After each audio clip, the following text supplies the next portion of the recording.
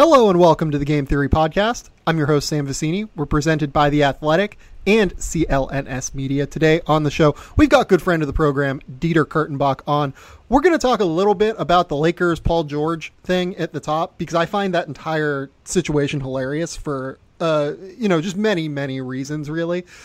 The second half of this podcast, though, is going to be a bit of a departure from the norm here. It's going to be the first part of a two-part podcast where Dieter and I are going to break down the top 25 players in the NBA currently, or that were drafted this year, that have a 1994 birth date or later. So that gives them, they'll be playing their age 23 NBA season this year. Dieter, how's it going, man? Before we get into all that, I haven't talked to you in a little while. How's it going, buddy? Yeah, it's been a bit, buddy. I'm up in Oakland where I'm living now. We had a nice cloudy day for this eclipse that went down the day we're recording. It's been pretty good, man. It's been a long time no talk. I'm excited.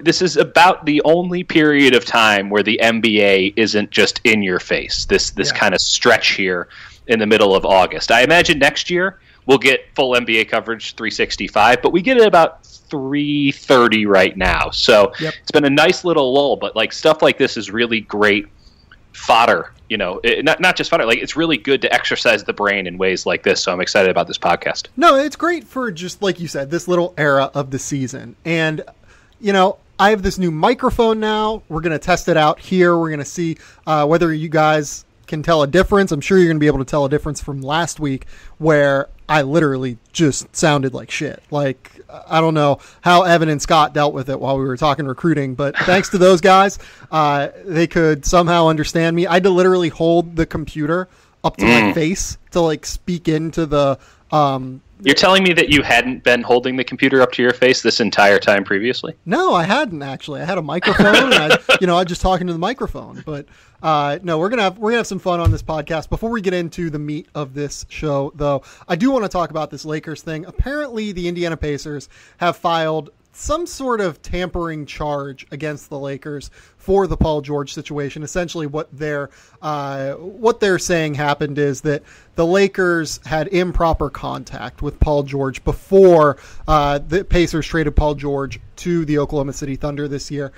I find this entire thing just hilarious in a lot of ways. If you guys remember back in April when, Magic Johnson got the job, I believe in February or so, he went on Jimmy Kimmel in April and had that, Jimmy Kimmel asked him about Paul George, and he has Paul, we can't really talk right now, but I'd really like you to come to Los Angeles. But he did it without saying Paul George's name, and then he did that totally absurd wink that has become something of a meme. That I think that every time that the Lakers do some sort of trade now, it's going to be like Trust Magic Johnson with that little winky meme face that he does.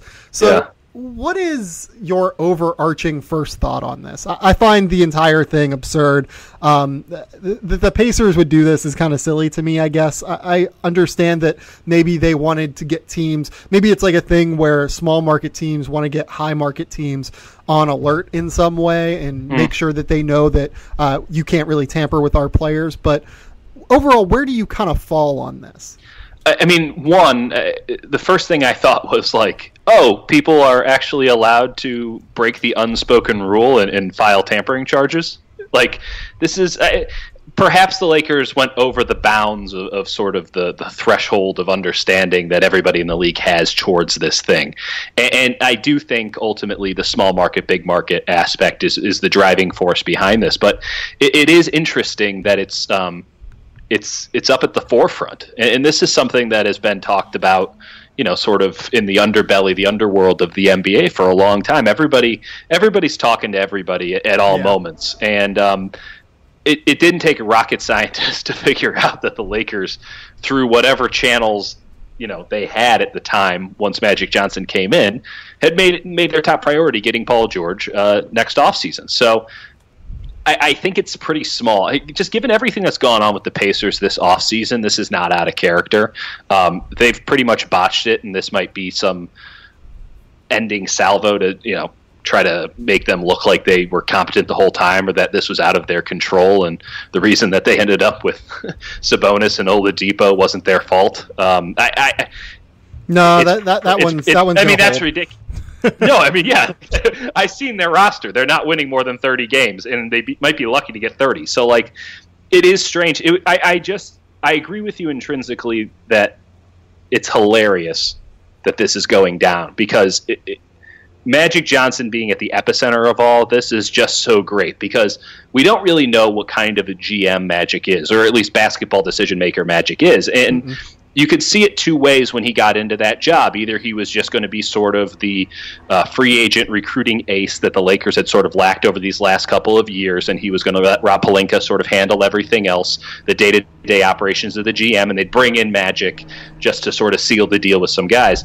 Or he was going to be a woefully overmatched micromanaging GM. And I think it's leaning a little bit towards the latter right now. But it is funny that perhaps a Jimmy Kimmel interview with Magic Johnson is going to upend what is the almost certain union of the Lakers and Paul George. It is absolutely hilarious how ridiculous this is. Well, so here's the thing about all of this, right? Like, if the Lakers are going to get anything more than a fine for tampering, like they can lose draft picks, they can lose the ability to sign Paul George later on, over the course of the next 2 or 3 years, or for his impending free agency next year. And don't you think that's what the Pacers want? They basically want to say, like, you screwed us. We made a bad. Think they screwed them. I don't. No, but I can see from the Pacers' perspective thinking they got screwed by the Lakers, and specifically Paul George, because Paul George was winking at the Lakers from across the dance floor, and the Lakers winked back. And instead of just blaming the player who didn't want to stay there anymore, the Pacers, who then made a bad trade because they knew they couldn't keep Paul George and they had to get something back for him, and they made a hasty, I think, irrational decision to move him to Oklahoma City compared to some of the other offers that may or may not have been out there. They're going to blame the Lakers for winking back instead of Paul George for winking first. And basically, I think what they want to do is, listen, you're gone. We're not going to be able to get you back, but you don't get to go with your first choice. We're just going to screw that over just out of pettiness. So here's the thing. Unless the Lakers were just woefully incompetent in this entire situation, and, I'm not, again, we don't know what kind of general manager Magic Johnson is yet. It's really hard to rule that out. Unless they were just woefully incompetent while recruiting Paul George this summer, because, again, like you said, this stuff happens. There's a lot of professional ways to handle this. I'll give you an example. It makes you question if they handled it in the professional way. It is a guy who hasn't been a GM before. So I'll give you an example of a professional way to illegally tamper with Paul George that won't get you caught. So Aaron Mintz is Paul George's agent, right? Mm-hmm. Aaron Mintz also represents D'Angelo Russell and Julius Randle. If you hadn't noticed this summer, there was a lot going on with D'Angelo Russell. D'Angelo Russell ends up getting traded to Brooklyn. So there were clearly some sort of conversations there in person, I would imagine, between Magic Johnson and Aaron Mintz. Mm-hmm. The way that you go about this is you say in writing, hey, Aaron, can you come into the office? We want to talk about D'Angelo Russell's future in Los Angeles. We want to talk about Julius Randle in Los Angeles going forward. And then while you're talking to Aaron Mintz in person, where there is no recorder around, where there's nothing that can catch you, you talk about Paul George and say, hey, what are we thinking here? And, I cannot confirm for you whether or not that happened. I absolutely cannot. It'd be ridiculous if it didn't, though. I mean, that's just good business. That's just kind of the way that business happens in the NBA, and that's fine. But having said all of this, if the Lakers do have some sort of paper trail here, which I ultimately think that's going to be the deciding factor, if there's some sort of paper trail saying that there was a discussion about Paul George between the Lakers and Aaron Mintz, or the Lakers and Paul George, or something like that, barring a paper trail, it's really hard for me to see this being anything other than a fine, because I don't even think Magic Johnson mentioned Paul George's name in the Jimmy Kimmel interview. He just did the winky bullshit. Right. And if that's the threshold of tampering, we're all screwed. I guess. But I ultimately, he's asked a question. He said, I can't talk about it. He may have said a little bit more than he should have. But if that's enough to get you, maybe a light fine, but if that's enough to bring full-on tampering charges, that's preposterous. That's a really low standard. And now and then as soon as whatever happens on this, we're going to go back over every free agency ever and look at all the tampering that's been done in the open, quote unquote, for the last 10 years. And it's going to be a dozen, 24 times every offseason because it's impossible there's like 5 agents in the NBA. It's impossible to not have those backroom conversations. This is, there's too much money on the line. Yeah, no, there absolutely is. I agree with you. Again, like barring total incompetence by the Lakers, it's hard for me to see how anything comes of this. If something was to come of this, if there is some sort of paper trail, I swear to God, I think the Lakers should fire Magic Johnson.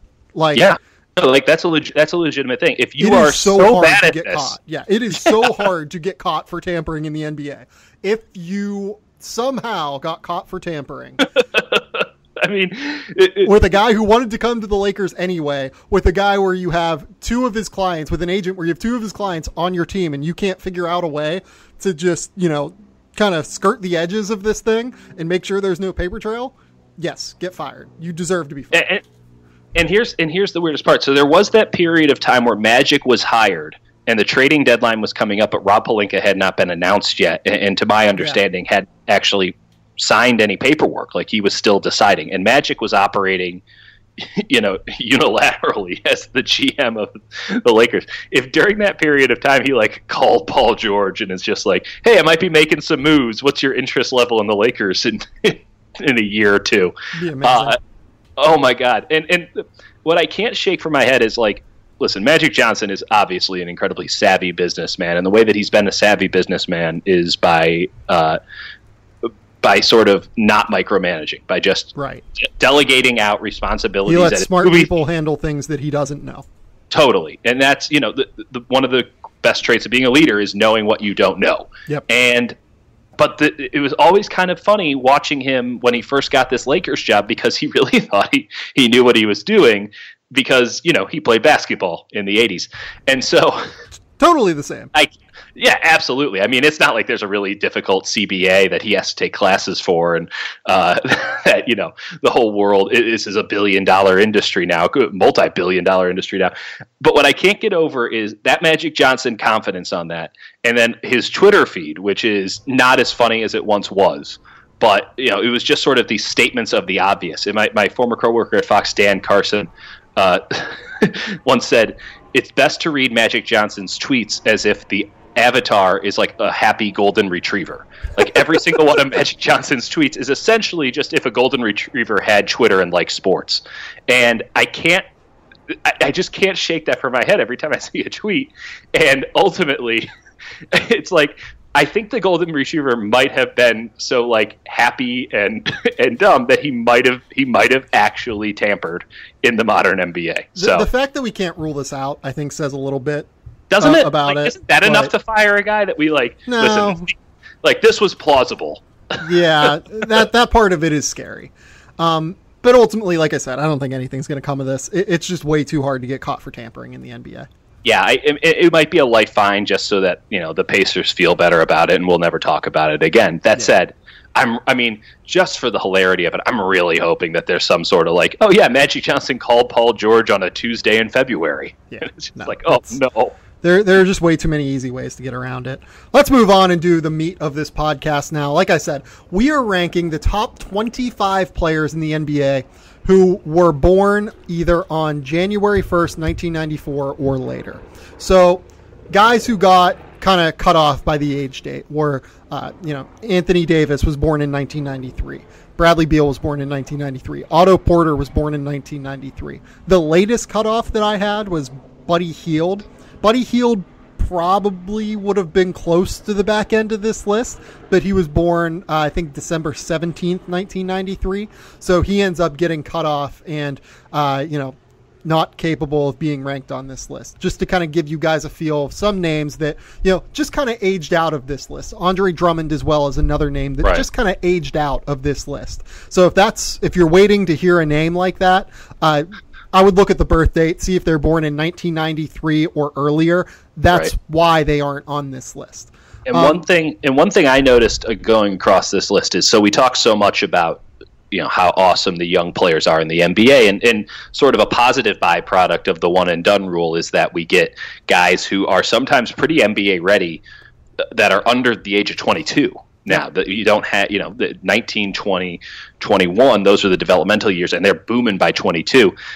There are some very clear tranches in this list, and when you put it listed all out like this, it is pretty telling of how few superstars there are in the NBA, and it's easy to get wowed by potential. But I think as we go through this, it's illuminating in the sense that, it's really hard to be one of the best players in the NBA because you can just see these cutoff lines as we go down this list. Yeah, so from a tier perspective, and we're going to be counting down this list from 25 to 1. So in this episode, you're going to be getting 25 through 13, and then the next episode it's going to be number 12 all the way up through number 1. From a tier perspective, I would say number 1 through number 5 is a tier. Number 6 through... probably number... You could either say number 10 or number 4, number 13, depending on how you feel about some of the rookies that are going to be in that range. Yeah. I would then say number 14 down through about number 20, and then 21 through 25 gets a little bit, you're kind of picking and choosing which guys you want over others, Yeah, and there's a big mix of guys who are theoretically, even though they're under 23, established in the league, and then also guys who haven't played anything but summer league. So there's going to be, there's still potential, and a lot of potential in every single one of these players. Some guys are mostly potential, at least under the NBA umbrella. A lot of guys, maybe they are at their ceiling, but are, pretty damn good as it is. So it's a very interesting list. As I said off the top, it's a really good mental exercise. Yeah. So another thing to kind of mention here too is that I kind of judged it a little bit. It's not like a pure trade value list necessarily. I think especially once you get up to the top, like, we'll debate at some point between, who's going to be number 1 between Giannis and Karl Towns, right? And like Joel Embiid and Kristaps Porzingis and those guys, and like all of those, and Nikola Jokic. Yeah, the guys that you can presume are at the top of this list. Yeah, like all of those guys that are at the top of this list. But like if for instance we were comparing between Giannis and Karl Anthony Towns, I think Karl Anthony Towns probably has more trade value than Giannis. Yeah. Because Towns has 6 more years of control, whereas Giannis only has 4. We don't. Yeah, and this is essentially the way I'm viewing it is, if you had a roster that you had to maintain for the next 10 years or 15 years, obviously, your first pick is a guy like Durant or LeBron or Curry, or there's a bunch of guys there, those in their prime superstars that you would want right now to get off the ground running. These are the guys that are sort of that next tier down, that next breed of superstars, and in some cases already superstars. But it's these guys that you're going to be under control for a lot longer. They're going to be franchise cornerstones for a while. So this is that list. This is if you're gonna do an NBA 2K dynasty, this is the fantasy draft. And some of these guys that, other than LeBron's and those elite of the elites, these are the guys that you want to build around. Yeah, for sure. And, like I said, not pure trade value necessarily. It's part that, it's part, guys who I kind of believe that are going to take the next step, guys that, maybe it's just a really tricky process to kind of build. Like how do you value present value versus future value? What guy would you take going forward versus, what guy helps you quicker now? Totally. It's a really tricky list to create.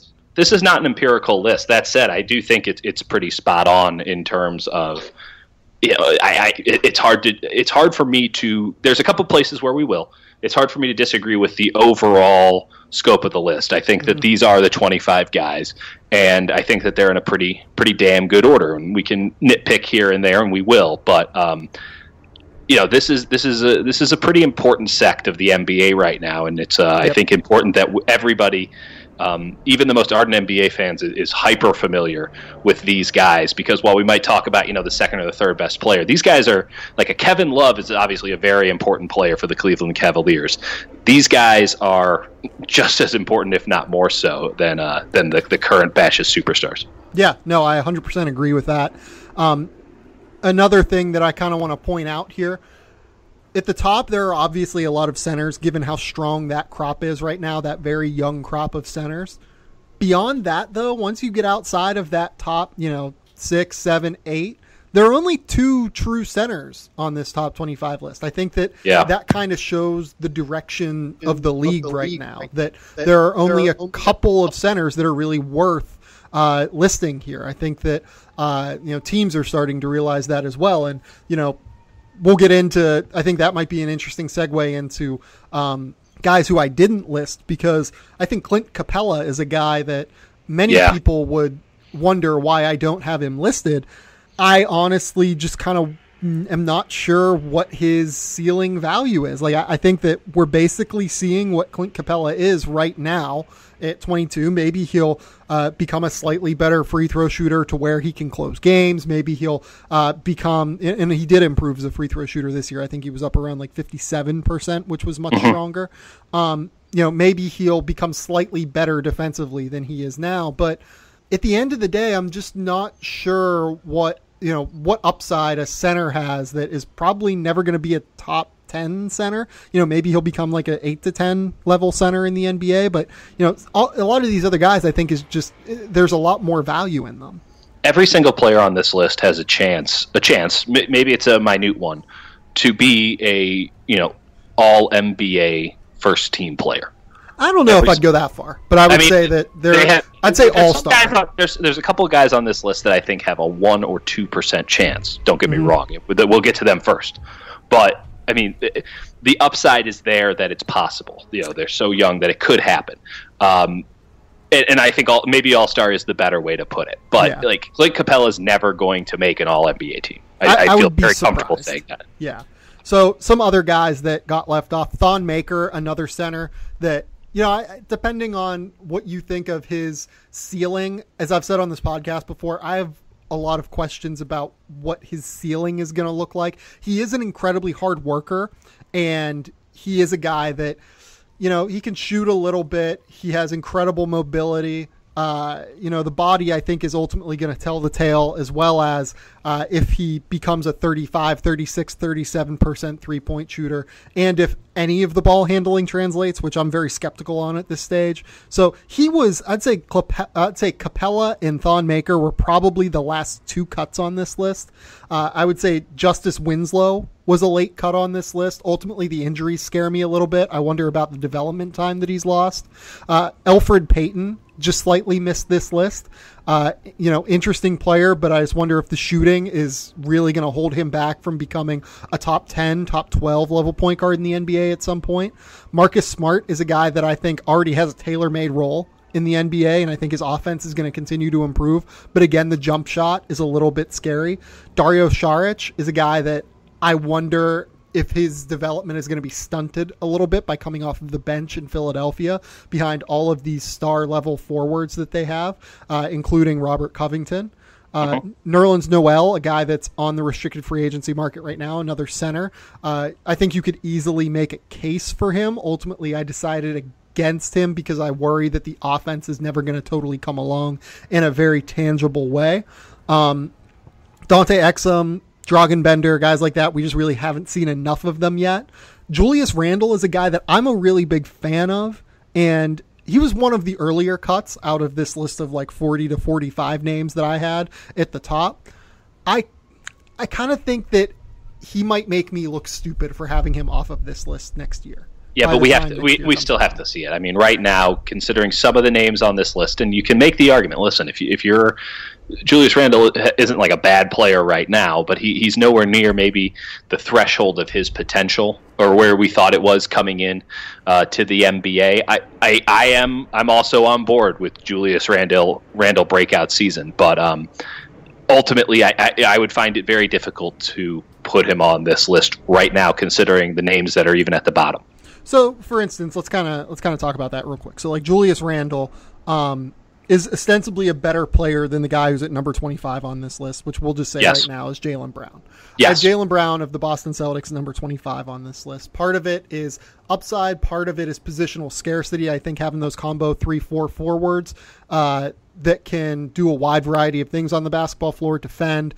He can slash to the rim. I think the jump shot isn't broken. He's a really good kid. He's a hard worker. I believe in him becoming a starter level basketball player. I think that the ceiling is maybe all-star, but probably more like solid starter in the NBA. But you have that guy now for 3 more years on a rookie scale contract, as well as his restricted free agency rights, which can get you an extra 4 years of control. So you have probably 7 years of control over Jaylen Brown, whereas you only have 1 more year of Randle plus his restricted free agency rights. So he's going to get a lot more expensive, a lot more quickly than Jaylen Brown. And while Randle's a better player than Jaylen Brown right now, I think that Brown is the better value for what he is. No question. And I also think that while Randle, we're going to find out what he could be. I mean, if this isn't the year that he does it, I have a hard time seeing him ever taking it to another level. But listen, Jaylen Brown is all potential right now, and he's shown us a little bit of something that piques our interest for sure. But he's all potential, and this isn't who's better for next year, the 2017-2018 NBA season. This is better for an entire age group. This is going forward, and so that potential is a really big factor. I think Julius Randle has maybe another level or two. Who knows? I mean, the ceiling is pretty damn high with Jaylen Brown. I agree with you. It's probably not all-star level. Probably not, but it could be. And right now I have a really hard time sort of putting Julius Randle in that category. So I agree with you on Jaylen over Julius. Well, the thing with Jaylen Brown, too, is that so we do believe he has that ceiling athletically. He's a tremendous athlete. He's physical. He's powerful. Again, really hard worker. Good kid that Boston is very happy to have at this stage.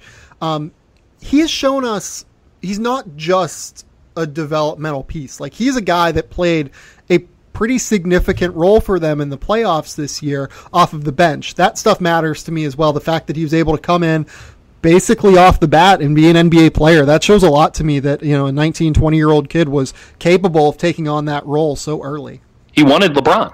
I mean, he was trying to guard LeBron. It didn't work, but I mean, that's... Of course not. That shows one, his confidence, which I think is an important thing to look at when you're dealing with a player who's mostly potential right now. And two, that the coaching staff, I mean, for better or for worse, given the situation they were in, trusted him enough to do it. And you're also buying into Jaylen Brown being with Brad Stevens in that Boston system. Yep. So that can't be overstated, whereas we were dealing with, Julius Randle and Byron Scott. So it's like, okay, we'll see on Julius. Only these last couple guys on the list do we have to really compare to the guys who just missed out. And I think Julius was probably number 26 on this list. He was up there. I would say that probably Capella was 26. I would say Thon Maker was probably maybe not. I'd probably take Randle over Thon Maker. It's really difficult. I mean, listen, Thon has a lot of upside. It's really difficult to take a guy who is in the D League and for an extended period of time and put him on this list. Thon also showed that he could be a rotation player in the playoffs, though. We're not talking about rotation players here. I mean, like, rotation players is one thing. We need to be on this list. You need to be a bona fide. If not right now, you need to have clear starter potential. You need to be able to be the top 3 or 2 guys on your own damn team. Yeah. Thon at this juncture hasn't shown me that he's capable of doing that. And so while he does have a tremendous amount of upside, it really almost comes down on this list to regrettability. I mean, Jaylen Brown has that. Maybe it's a 1 or 2% to be at an all-star level. Maybe in the Eastern Conference this year it's 10 to 15%. But how stupid will we look in 5 years if Jaylen Brown is not on this list versus how stupid will we look in 5 to 10 years if Julius Randle isn't on this list? It ultimately comes down to risk mitigation. I think Jaylen Brown is less risky in that regard. Yeah, for me, I would say the last 5 in some order were Clint Capella, Julius Randle was in there somewhere, Elfrid Payton was certainly in there somewhere, Thon Maker was certainly in there somewhere, and then I would probably have said, probably Nerlens Noel.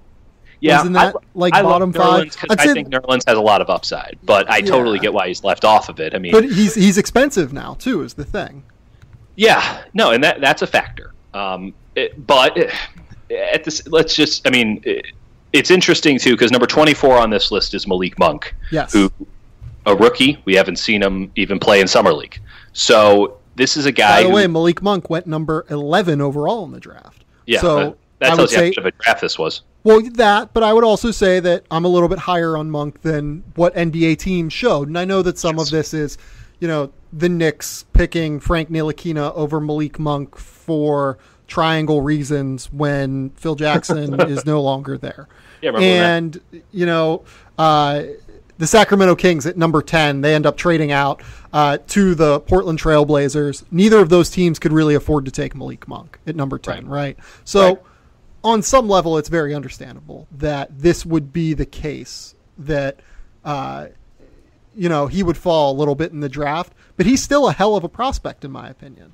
No question. I mean, this is a guy who's coming into the NBA with a very clear role, and it's something that I think he can excel at immediately. And not every player has that. A lot of guys come into the NBA with a lot of athleticism and a lot of grit and grind or whatever. They seem to have that temperament that you need to get ahead, but there's no polish anywhere on their game.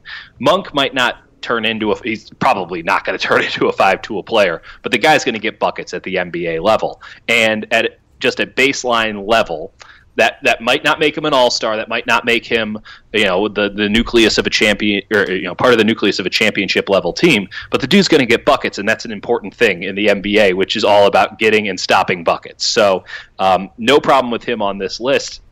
I mean, and there's a lot more guys from this draft who we've barely seen and we haven't seen against main competition who are higher than him. So I don't really have an issue. That's a great place to pick it up. Yeah. So there are 8 rookies from this class on this list. I don't think that should really be a surprise to a lot of people, just given the strength of this 2017 NBA draft class. I think that, draft analysts such as myself, such as, John Gavoni, Mike Schmitz, etc., the smart people in this industry have been saying the 2017 draft was not only strong at the top, but it was strong going down to the top 10.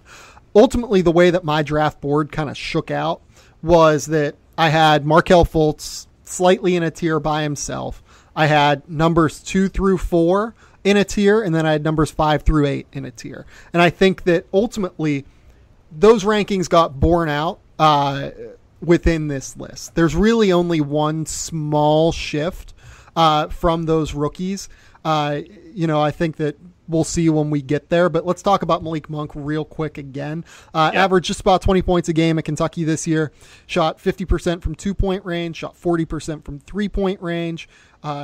Passing ability, I think, remains to be seen, especially in the half court. I don't think he's ever going to be a point guard. I think he's more of like a 6'3", 6'4" scorer. He's a lot more powerful than he looks. He's 200 pounds, despite looking pretty skinny. He looks lanky as hell. He's not super long, but like he has those big, broad shoulders too. He's just an interesting looking cat. But he is. He gets the job done. I mean, you look at him and you would never say, "Oh, that guy's 6'4", 200 pounds." He's an optical illusion. Yeah, no, for sure. Like the way that his frame looks, it's a lot of lower body strength, I think, and that bears out within his leaping ability. It bears out within his explosiveness. I think this is a guy that could potentially win a dunk contest one day. If we looked up, 2018 NBA dunk contest, if Malik Monk won, I wouldn't be like, okay, that's crazy.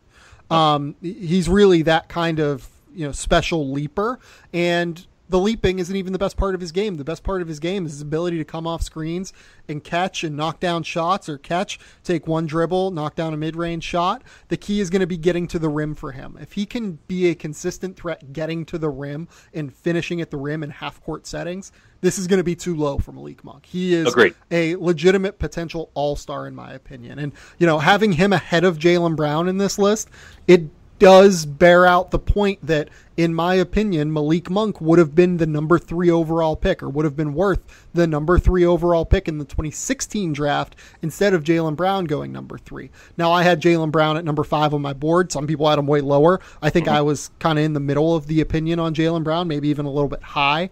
I do think that if I was the Celtics then, I said I would have taken Dragan Bender. I don't have Dragan Bender on this list. That's, we'll see what it looks like for him going forward. Dragan Bender is a guy that the lateral quickness I thought was going to be pretty solid in the NBA, but it scares me now that I've seen him up close, especially at Summer League this year against lower end talents. He just doesn't. He doesn't have the feet. He just doesn't. I mean, it's. You would think he looks so. I mean, he could. He's very young. Man, to not have. He looked good on tape. He looked like he had the athleticism on tape. You see him in Summer League, he just didn't look like he was as smooth on the court against that level of competition. And it's like, yes, it could get better. That I'm not ruling it out entirely, but it is really hard to manufacture athleticism. And you need to have sort of I don't think he's at the threshold necessary right now. And that's scary. It highlights, as you pointed out, how poor the 2016 draft was comparatively to this draft. I agree with you to a certain extent on Monk over Brown. I agree with it on this list only because I value guys. I think that Monk can turn into a positive, maybe just an average defensive player. Yeah, I think he'll be average. I think Brown has an incredible amount of defensive potential, possibility. I mean, I think baseline he should be thought of guarding 4 positions at the NBA level in crunch time, which is a hugely valuable thing, and he might even be able to get up to 5 if he's able to fill out a little bit more. Monk is never going to do that, but Monk is going to get buckets from the day he comes into the NBA, and it's indicative of the current state of the NBA that these two guys are on this list at all, because one is an offensive potential. The other one is a sort of defense first, and we're hoping that the offense comes around. These are nowhere, I mean, obviously with Monk because he hasn't played yet, nowhere near anywhere close to even halfway through their potential yet. But they both have characteristics that fit perfectly in separate ways for this modern NBA. And the fact that these guys are at the bottom of the list only shows how good some of these guys in the middle and at the top specifically are, and how the game is going to change over the next 5 to 10 years, even more so perhaps than it's already changed over the last 5 because of the skill sets that these guys hold. Yeah, so the one final point I want to bring up in regard to that is that there are 8 players, as I mentioned above, from the 2017 NBA draft on this list. There are 4 from the 2016 NBA draft. Yeah, that's. I mean, to a certain extent. I mean, some of 8. That's a lot, and it was a big, strong draft, and some of them might look stupid. I mean, we literally have not seen Malik Monk play against any NBA level talent yet. So it's hard to say. At the same time, there's a lot of guesstimation going on here, but I would argue it is. Specifically with you and your draft stuff, these guys, how they're going to adapt to the game, and ultimately this is all a bit of a guessing game. Yeah, let's be clear. There are going to be a lot of things on this list that look really stupid by the time next year rolls around. There's just not really another way to say it. So. Right. I mean, we could have left off, some guy, Donovan Mitchell might look like the number 4 guy on this list this time next year. I mean, there's just no way to know. Yeah, he was another really tough guy to leave off. I could have thrown Lauri Markkanen on this list. I could have thrown Frank Ntilikina on this list. There were certainly a lot of guys, Zach Collins, if you believe in his upside, could have thrown him in the bottom portion of this list. So it gets really, really tricky once you get to the bottom here. And I think that Donovan Mitchell was a guy that balled out at Summer League. We'll see how he adjusts going forward. We'll see if he beats out Dante Exum for a role next year on the Utah Jazz, another guy that I had at the bottom of this list. So really tricky one, but let's move on to number 23 here.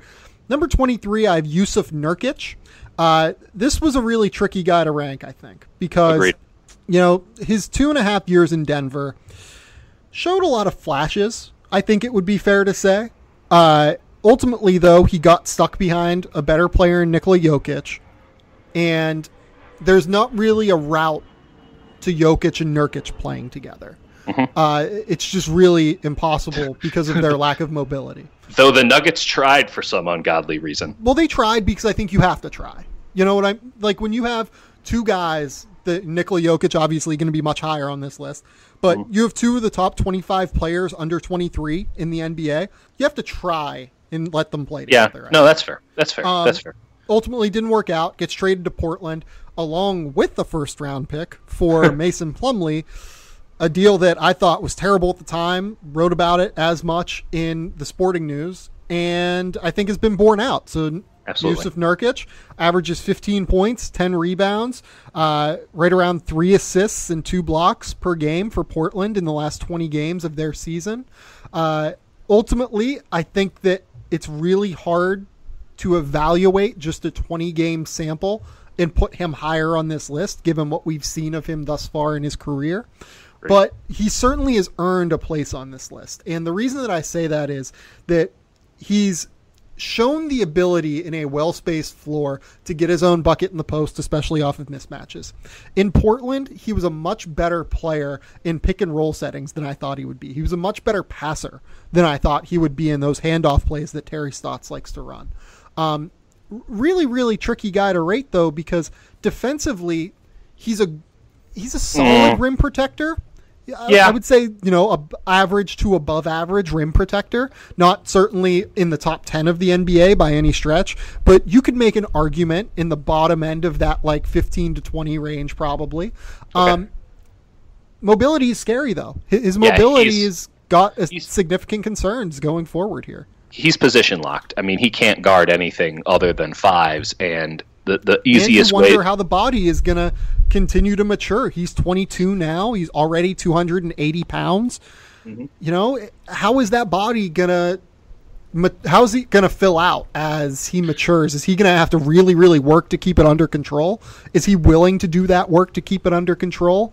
I think there are just a lot of questions going forward still.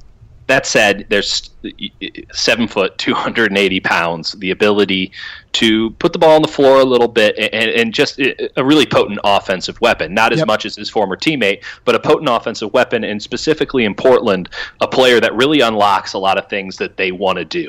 That's a 4-out system that often ran as a 5-out by necessity.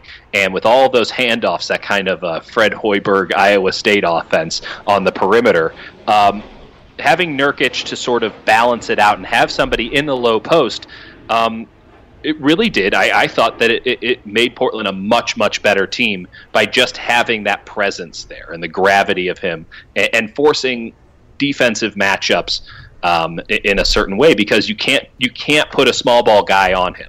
I mean, even Draymond Green, who is as stocky and strong as any player in the league. He'll bury Draymond Green in the post. He's just so strong. He will put him on his ass. He's a bear. I mean, he's a bear. And so there's not a lot of guys like that. And we talked about that at the top of the show about how the true center isn't great. And again, I think that is indicative of his placement on this list, because he is such a gifted offensive player in a very specific role. His versatility is again lacking, and that ultimately might be what does him in. We might have seen the best basketball he's ever played. He might not. I mean, it's pretty damn good basketball, 15 points per game and 50% effective field goal percentage last year.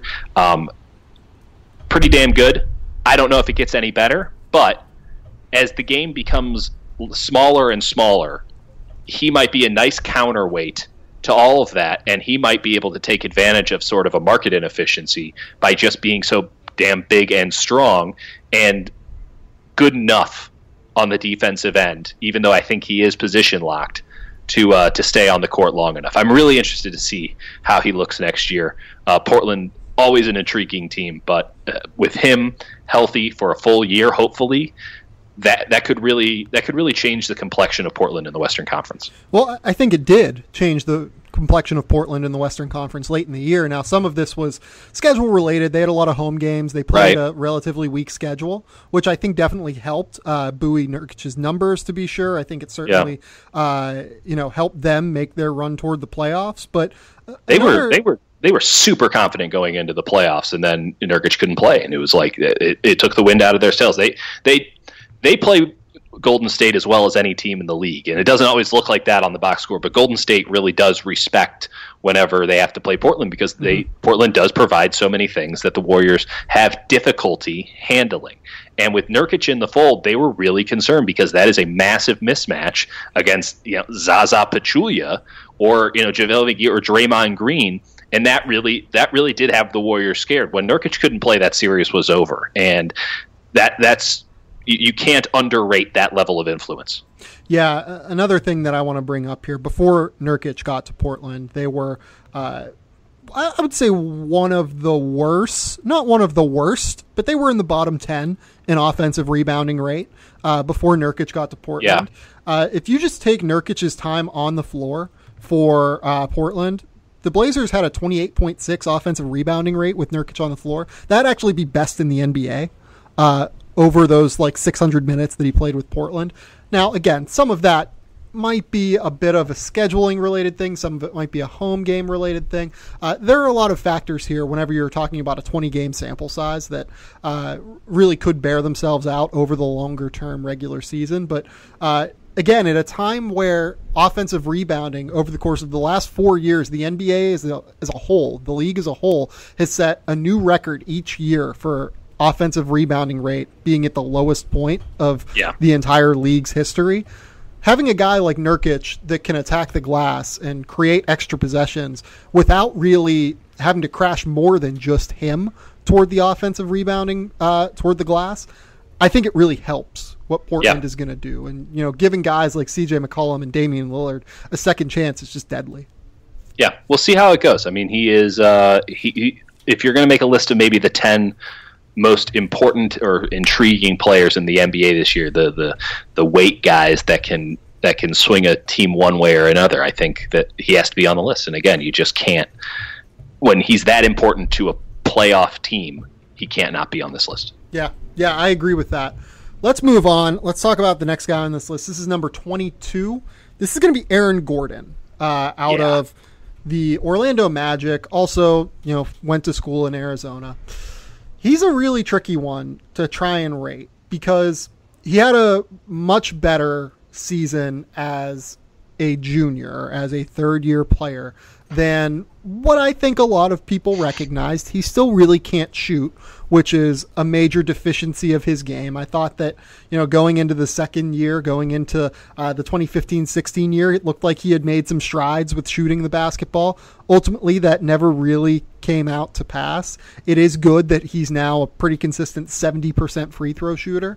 But having said that, a lot of the other stuff that he provides is really valuable. You know, he averaged 13 points a game still. He averaged 5 rebounds and 2 assists as well.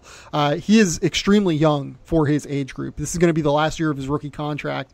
And, you know, he is still 21 years old for the next 16 days. So I really like what Aaron Gordon can bring to the table. I really like the fact that athleticism still matters in the NBA. Having a switchable player still matters in the NBA now more than ever. Defensively, he's very useful. He's never necessarily going to be like a rim protector. He can't really play the stretch 5. I think he's kind of position locked at the 4 almost more than anything. But that has value if he can still switch onto some 2s, if he can, you know, still switch onto some 5s if necessary and kind of guard out on the perimeter, even if he's not going to be a rim protector.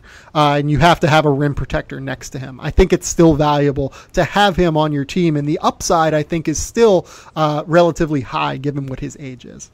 Yeah, it is fascinating. You would never think that he's going to be playing his age 22 season this year, that he still has another year on this list.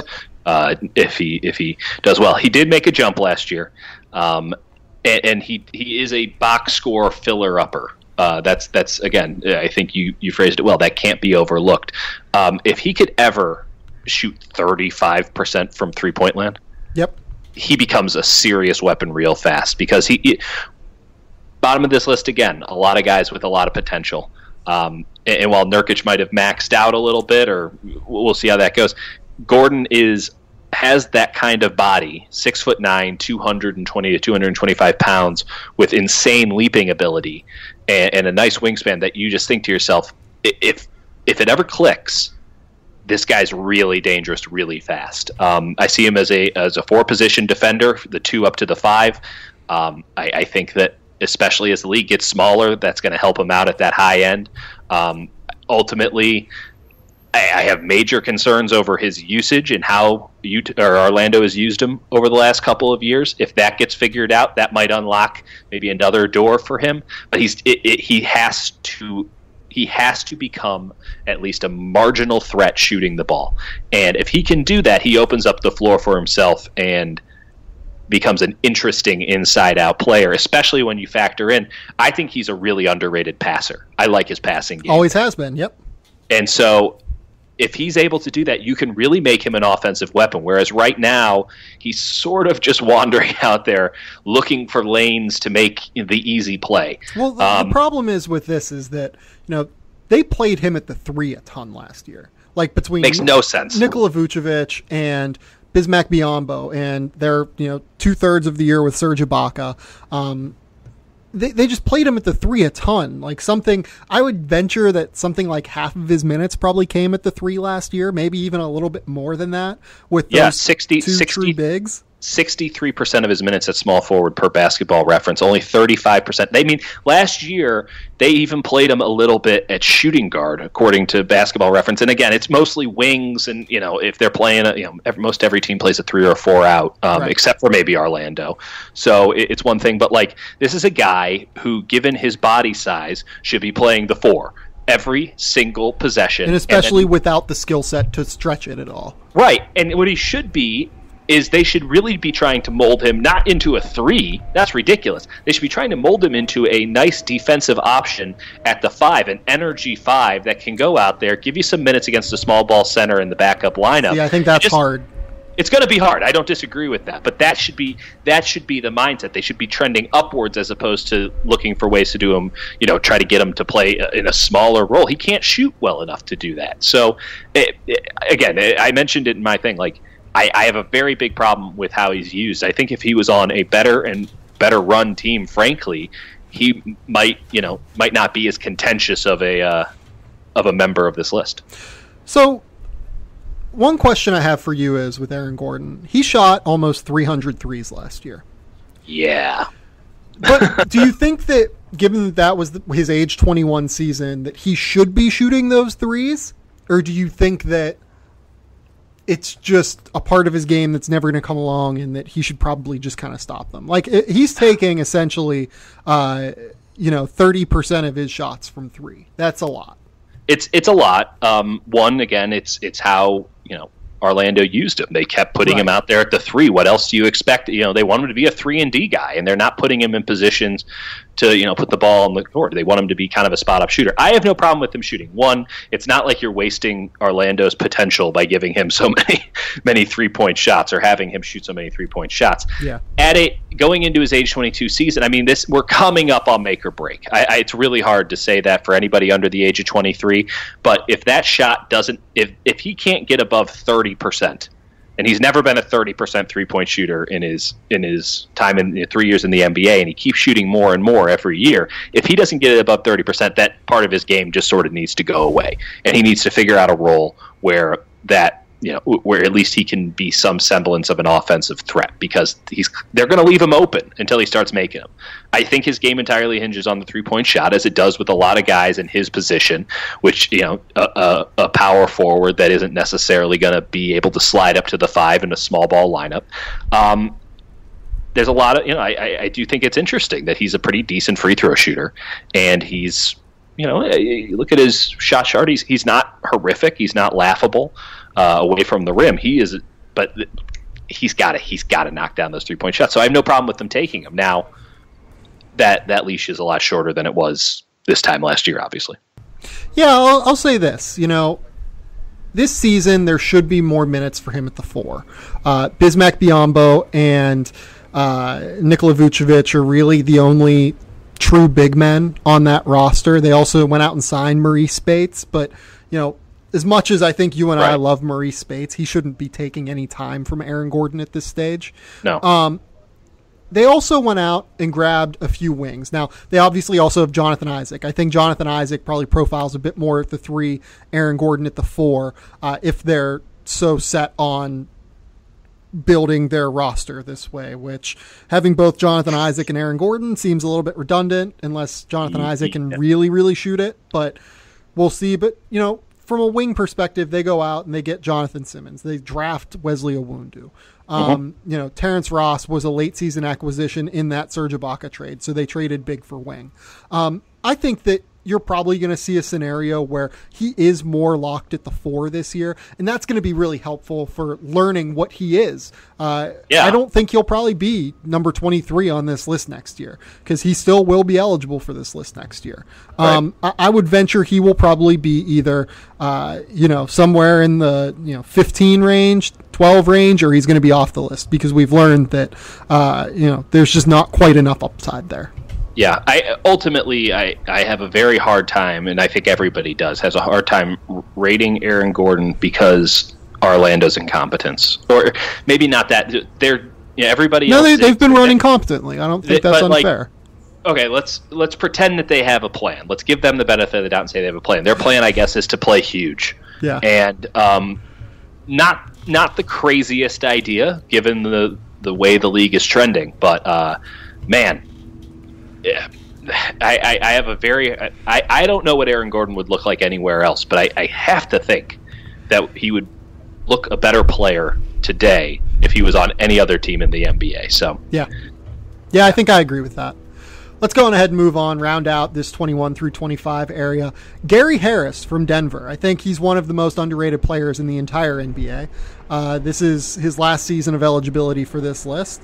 Going to turn 23 very, very soon, before the season starts, before training camp starts. Yeah, September 14th. So Gary Harris has turned into, I think, one of the best floor spacers in the NBA. That was essentially expected of him whenever he came into the league. Shot 42% from 3 last year. Averaged 15 points a game. Very, very useful player. He's become efficient, 61% true shooting percentage. That's buoyed by, a pretty solid increase playing with Nikola Jokic. He gets those. He's a really good off-ball cutter. Yes. He's able to find those little cracks in the defense, and Jokic is obviously one of the best in the NBA at finding those cracks and being able to hit cutters going toward the basket. Defensively, Harris was a guy that had a very strong reputation coming into the NBA. Didn't necessarily show great defense last year, but I think he is going to be a good defender as he continues to age and mature.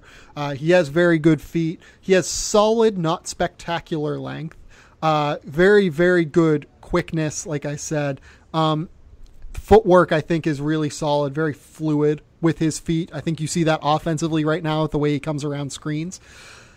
The question with Gary Harris is going to be that defensive side, though. Is he going to really lock down and become the tenacious defender that I think many expected of him coming out of Michigan State? He was a guy that I had rated as a lottery pick in that draft, and ends up going just slightly later. I think he went like 19 or 20 to Denver in the Yusef Nurkic, Doug McDermott trade, which, by the way, is kind of funny that, Gary Harris and Yusef Nurkic are both on this list now, and Doug McDermott is probably going to come off the bench for Oklahoma City, so shout out your Chicago Bulls.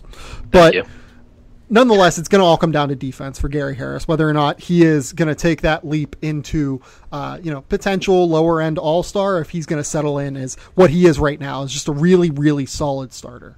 Yeah, I think that I think this is the year he makes the leap to 20 points per game. And if he can maintain the efficiency that he's had the last 2 years, really, and specifically last year, 58% effective field goal percentage, you have to, I think that's a borderline all-star. And again, it does come down to, can he be defined as a two-way player? There's inherent value in a guy who can get you 20 buckets a game at a nice clip.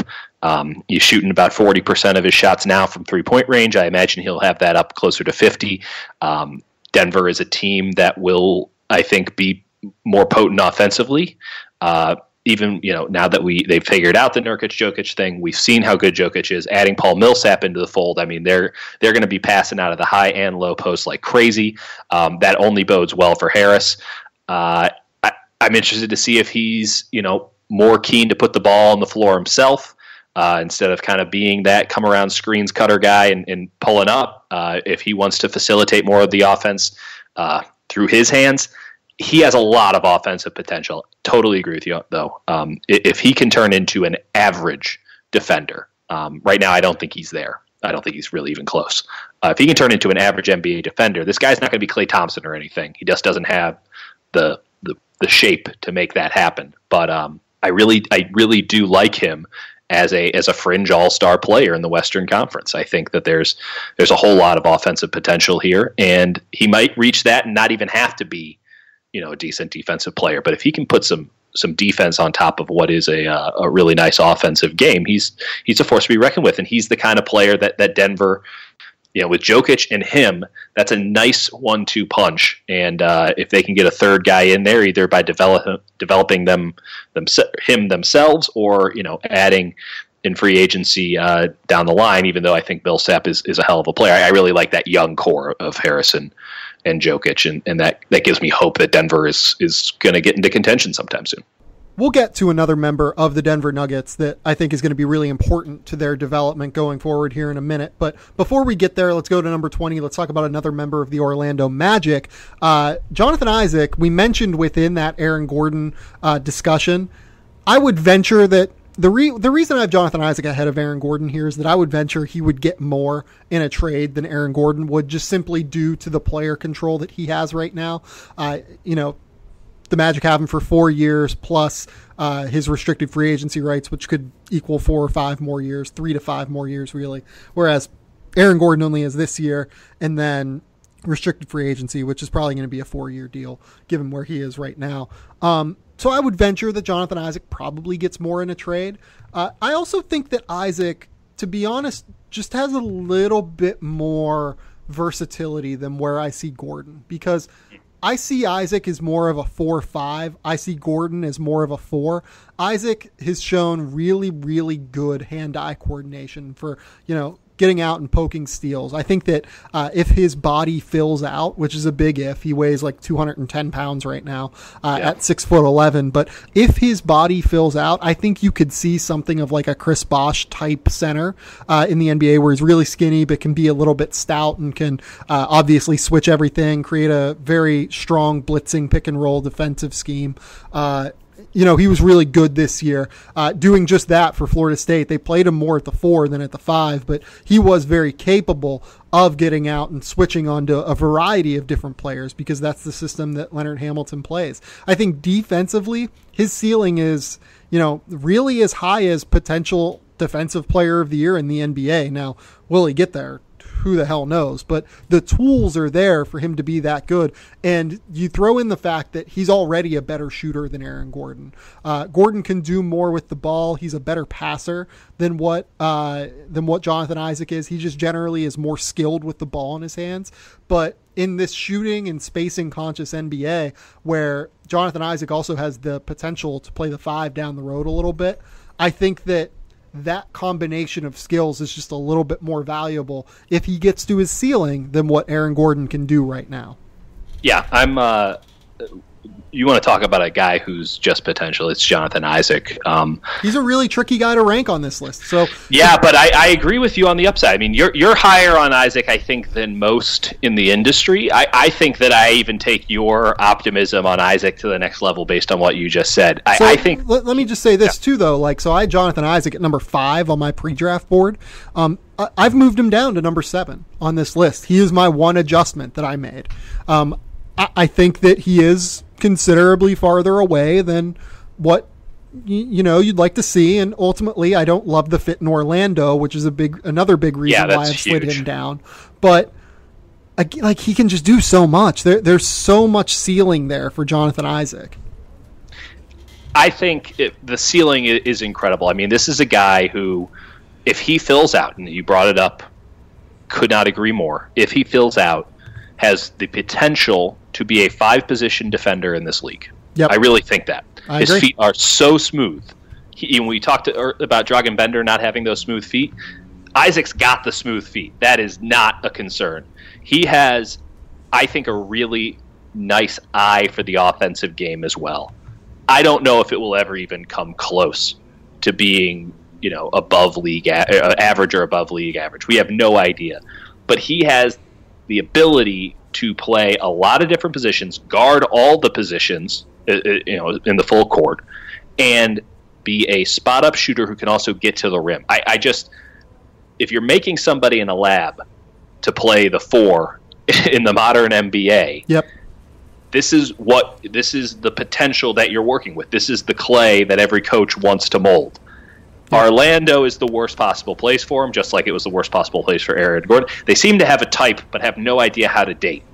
Well, I'm going to be interested because they've revamped their front office. They go out and get John Hammond, who has done a really good job molding these types of players with Giannis and with Thon Maker and everyone else the Milwaukee Bucks have drafted. Like Chris Middleton was kind of an oversized 4 who has slid down to play the 2-3 now. Like they've actually done a really, really good job, in my opinion, of developing those guys. And it'll be interesting to see if that carries over to Orlando because, you know, it takes more than one guy, to be fair. Yeah, like Isaac isn't unskilled. Like he's a guy that was well above average in spot-up situations, both knocking down shots and being able to attack occasional closeouts. He's a really smart off-ball cutter, has a solid eye for the offensive glass. He kind of knows exactly when to crash, and especially on the weak side, like if he sees an opportunity on the weak side to crash the offensive glass, he's really, really good at taking advantage of those opportunities. You mix that as well as the defensive abilities that we've kind of mentioned. I think the ceiling really is there for him to be special. Like this was a number that I threw out draft time. It was like I think that there have only been like 4 or 5 players that have averaged 25% defensive rebounding rate, 6% block rate, and 2.4% steal rate over the course of the last 8 years. It was like him. It was Dwayne Dedmon, another super high level defender in the NBA. Anthony Davis, who's obviously an all-defensive team member, and Andre Robertson, who was an all-defensive team member this year as well, and then Eric Murray of former West Virginia fame, who kind of went through some issues and ultimately didn't get his NBA chance. Those are your 5 guys that have done that in the past, and Jonathan Isaac fits right into that mold. I think it shows a lot about his dexterity moving his feet, his ability to get into passing lanes. He's a good enough weak side shot blocker, and he's tougher than what I think he gets credit for. He's willing to go into those dirty areas despite the lack of bulk at this stage. Let's also establish this is just a smart kid who is a late bloomer, and I like that combination. Mm-hmm. I think that it's all about confidence for him, though. Like he's willing to go into tough areas, but I don't think he realizes how good he is yet. Well, that once that ball starts to roll, it can get downhill real fast. I mean, again, he's an all potential player. This is one that, at this juncture in the list, if none of that potential pans out, you're not going to feel weird about having him at this juncture. He could be at number 1 in like 2 years. I mean, like legitimately, he has that much potential. I see everything in front of him. I just don't know. I don't know if he's in a place where they can tap into that potential, and I don't know if ultimately it will come to pass, just like with any other player. Yeah, no, I think that's all entirely fair. Let's move on. Let's talk about number 19, who is Jamal Murray, out of the Denver Nuggets and out of Kentucky University of Kentucky. Oh my God! Oh, I'm gonna get screamed at for that. Yeah, all my hair just stood up on edge, even though I don't care because I knew your Twitter mentions were about to get nuked. Oh no, I'm so sorry, Big Blue Nation. I just Kansas University of Kentucky. I got to lock that down before college basketball season. Jamal Murray, though, let's talk about him real quick. Better rookie year than what I think he got credit for. He was a guy that I had at number 6 on my pre-draft board in 2016. He has now moved up to what I would ostensibly have as the number 3 player in this draft, just given where he is on this list right now. Averaged nearly 10 points a game, nearly 2 assists per game. Not a crazy rebounder, never will be. Didn't shoot quite as well as what I think a lot of people expected. He was only at 33% from 3. I think that is just obviously and quite clearly going to move up. Wasn't super efficient scoring, 3% below the league average true shooting percentage. I was impressed with what I saw of him defensively. I thought he was going to be one of the worst defenders in the NBA in his rookie season. The fact that he was, I would say, slightly below average, not necessarily, he wasn't like a disaster by any stretch, which is good. I would say slightly below average is probably the most fair way to put his defense right now, which is good for any rookie. The key is, again, he looks very smooth out there. He looks like a very real contributor to an NBA team, which as a 19-year-old in the NBA, that is really difficult to do. He turned 20 mid-year last year, I believe. The fact that he was able to really hold down a rotation spot on a team that was vying for the playoffs up until the last night of the year and was capable of, occasionally, playing some point guard. He was more of a 2 last year, and I think that's ultimately why I have him a little bit lower on this list, which we'll get to in a minute. But I think some people would probably have him like up around like 10, 11, 12. I have him at 19 because I think he's more of a 2 than a 1. But at the end of the day, I was impressed with what I saw of Jamal Murray last year. I think that ceiling-wise, he has as much ceiling as any player in this draft, realistically, beyond the top 2. Yeah, I'm not as high on Murray as everybody else. I agree with you. Yeah, 19 years not old, quite as high, I feel like. Like 19 years old, plenty of athleticism.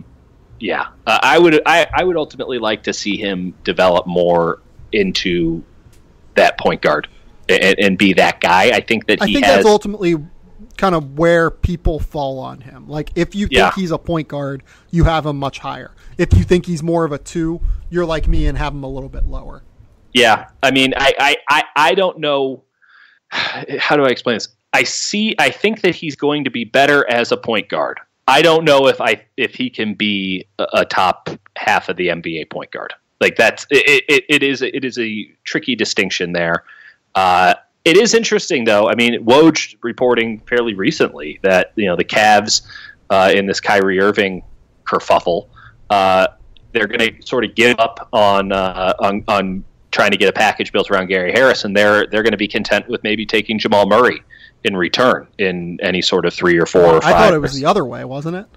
Yeah, well, at this point, it's it's pretty hard to tell in general. And 2, the fact that he's part of that conversation is telling of what teams around the league think about his potential. So here's a question for you: would you give up one of those 2 in a Kyrie Irving trade, as well as like multiple other pieces? Yeah, I'd give up Murray over Harris. I think that Harris and if Kyrie goes to Denver, if that's the scenario. So yeah, if it's specifically Kyrie, I think I would rather give up Murray than Harris. Yeah. And I know that Harris is going to get very expensive next year, whereas Murray still has 2 more years of team control. If you get Kyrie, that's parsing. Yeah, but if you get Kyrie, you're very clearly competing now. You're trying to win 50, 55 games right now, along with Paul Millsap, along with Nikola Jokic. I think that Harris fits in better within that group than Jamal Murray would immediately. Right. No question on that. Just because Harris, his game is built around coming off of screens and really just being that off-ball scorer that Kyrie would like to have around him theoretically. It's hard to say with Kyrie. Murray is just such a nebulous product right now. I don't know which way it goes. No one could argue the kid's got all the talent in the world, but I mean, he's a sole backcourt threat. And he's clearly got the athleticism. He showed he looks better. He looks a lot better in the game than he does in the box score. That's a good sign, especially for a player at his age. I just have a really hard time figuring out what he's going to be. That doesn't necessarily that means that I'm lower on him. It means that I could also be like wickedly wrong on him at the same time. I have a very hard time pegging Jamal Murray. Yeah, crazy high basketball IQ guy, and those guys can make people like you and I who look at the tools, look at the skill sets, look at the way that he fits within a roster. Those guys can just make us look terribly wrong all the time. And if Jamal Murray was one of those guys, it would not surprise me necessarily, but I think he's going to be compared with the next 2 guys on the list pretty heavily over the course of the next few years. And the next guy on the list is also a former Kentucky point guard. It's De'Aaron Fox, who has been drafted by the Sacramento Kings. As I mentioned earlier, I haven't really adjusted the evaluation of these guys because the next guy on this list at number 17 is Dennis Smith Jr. I had Dennis Smith rated slightly higher than De'Aaron Fox coming into this draft.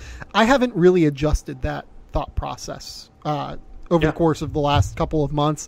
I know that a lot of people are, really, really high on what they saw of Dennis Smith over the course of Summer League and what he showed there. But to me, I've always really liked what I saw of Dennis Smith, and we'll get to him in a minute. But De'Aaron Fox is a guy that he is absolutely very much NBA ready skills, and he has very crippling NBA weaknesses. And I think that where that starts is he's going to enter the NBA as one of the quickest players in the NBA.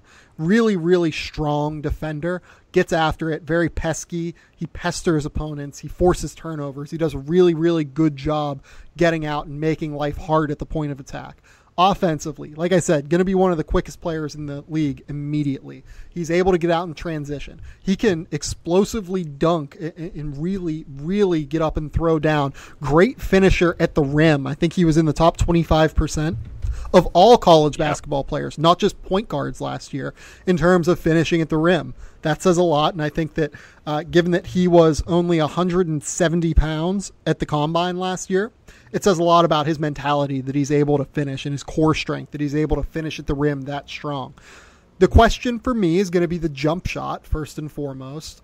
He needs to really be a good shooter. I don't want to say I was impressed, but I think I was... I was happy to see the progress that his jump shot had made at Summer League this year. It looked like he had done a better job of getting the release point out in front of his face, which I think was a good thing. It used to be kind of to the side of his head, a little bit too inconsistent with release point. He did a better job at Summer League of doing that.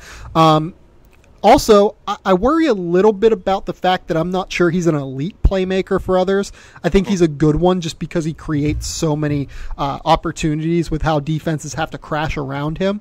But I want to see a little bit more from his vision. I want to see him really be able to hit guys in corners and hit guys out on the wing and hit those little wraparound passes to divers as the defense collapses around him. I agree with your scouting report. I'm just all in. Like, there's just this kid is magnetic. He is a one-man culture change, and they have a couple of those guys now because Buddy Hield is also a one-man culture change. I thought this came through my head when I was watching him play in Summer League, and I can't shake it, even though I don't think it's a great analogy. But De'Aaron Fox reminds me, and I'm sure Dave Yeager's going to like this. He reminds me a lot of Mike Conley with hyper athleticism. Well, and I think people forget too. Like, oh my god, Mike Conley I can't believe couldn't I shoot. said that. Like, Mike Conley was super, super hyper quick elite at that. Like, not necessarily as explosive vertically, but was hyper elite in terms of quickness when he came into the NBA. Right, but he couldn't shoot a lick. Yep. And he hadn't. It just didn't mesh. But he was such a try-hard that he got away with a lot of stuff. Yep. And he did make his teammates better, even if he doesn't have the inherent skills to really maximize it. He's going to maximize his skills and his potential to make others better. And if that's 85% of what like a John Wall can do, so be it. He's going to maximize it every time. It's like a different kind of efficiency. Obviously, he's not an efficient shooter. It's nice to see that stroke change. I noticed that as well. That's a positive. I really like his potential in the pick and pop. I think that he can develop, a couple of spots on the floor that he can knock down a shot relatively consistently, and that's going to really mess up defenses. I don't want to get too into the weeds with the Sacramento, like what that system's going to look like, but I feel confident that they will be able to, get him into a semblance of a true dribble drive system, which he should thrive in. And ultimately, much like centers to a certain degree, I like a guy who can give me baseline defensive excellence. Maybe excellence is a strong term, but really good defense from day one. And I will learn, or I will teach him the offensive side of the game, even if that offensive side of the game just makes him league average. Yep.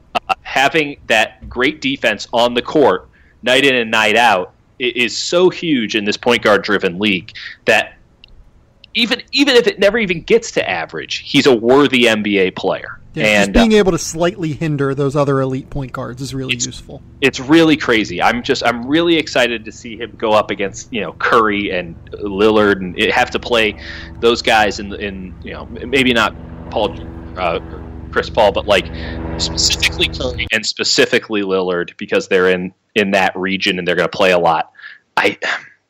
I'm just in. I'm in, and I just love this kid's character. And I think that he has the chance to really, I think a lot of people have a really high ceiling for him. I think he has a chance to not only get there, but even exceed it. And what that would do for the Kings franchise is immeasurable. Yeah, definitely another kid that you just feel comfortable betting on. You know what I mean? Like, you feel pretty good about him becoming the kind of elite level. He's going to reach whatever his ceiling is. He's going to be something for you. Even if the rest of his game doesn't develop, he's going to find a way to be an asset for your team.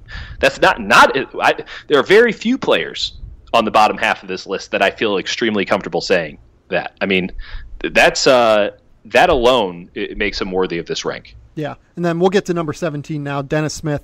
Again, these three guys, Smith, Fox, Jamal Murray as well, I think they're all going to be pretty inextricably linked going forward. Dennis Smith falls in the draft, goes number 9. I had him at number 6 on my pre-draft board, just slightly ahead of De'Aaron Fox at 7. I've since moved him up now just one spot to number 5 as I dropped Jonathan Isaac just slightly down, which really was probably a little bit unfair. But what we saw of Dennis Smith in Summer League is very impressive. Just elite level explosiveness. He's going to be able to get into the lane whenever he wants, and that stuff matters. He's very good at using screens. He was a much more unselfish passer in Summer League than what he showed at North Carolina State, where they had talent around him, but I think he recognized very clearly that he was the most elite of the elite talents on that floor. Dallas, it's obviously not going to be that case, even though he is an incredible talent. If he ended up doing this list next year and we looked at him at like number 5, number 6, number 7. I mean, it could be even higher than that, really. Yeah, I mean, would not be surprised. No, I think he's the favorite for Rookie of the Year.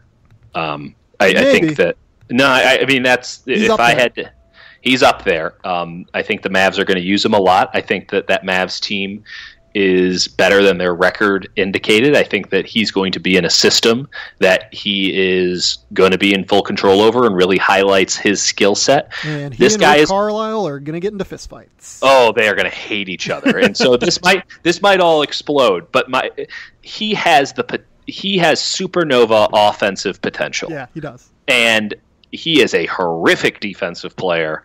But he was at NC State for what it's worth. He was really bad. And okay. It was more effort. It was effort. Like he just did not catch North Carolina State. Right. I don't think he'll ever be even a league average defender. I don't think he'll ever be necessarily a detriment. But oh man, his ability. He's got a lot of Lillard in him. I mean, he really does. The key for Damian that he had coming in is that he could really shoot off the dribble. He came in at 22, 23 years old.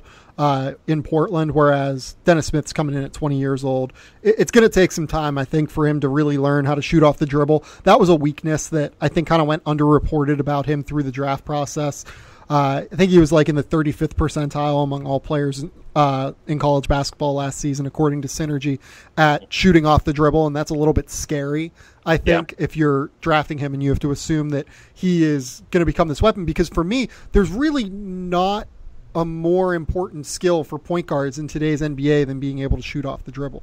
You can surround it with, just nuclear athleticism, which he also has, but you can surround it with nuclear athleticism, the ability to really, really pass the ball and get your teammates involved. And you can be this incredible leader on the floor. But as Ricky Rubio has kind of shown, if you can't shoot off the dribble, there's just such a ceiling for you in today's NBA that it gets really tough, where even if you're elite at everything else, like I think Ricky Rubio is, he's an awesome defender. Obviously one of the 5 best passers in the NBA. Good athlete, not necessarily an elite athlete, but a good athlete.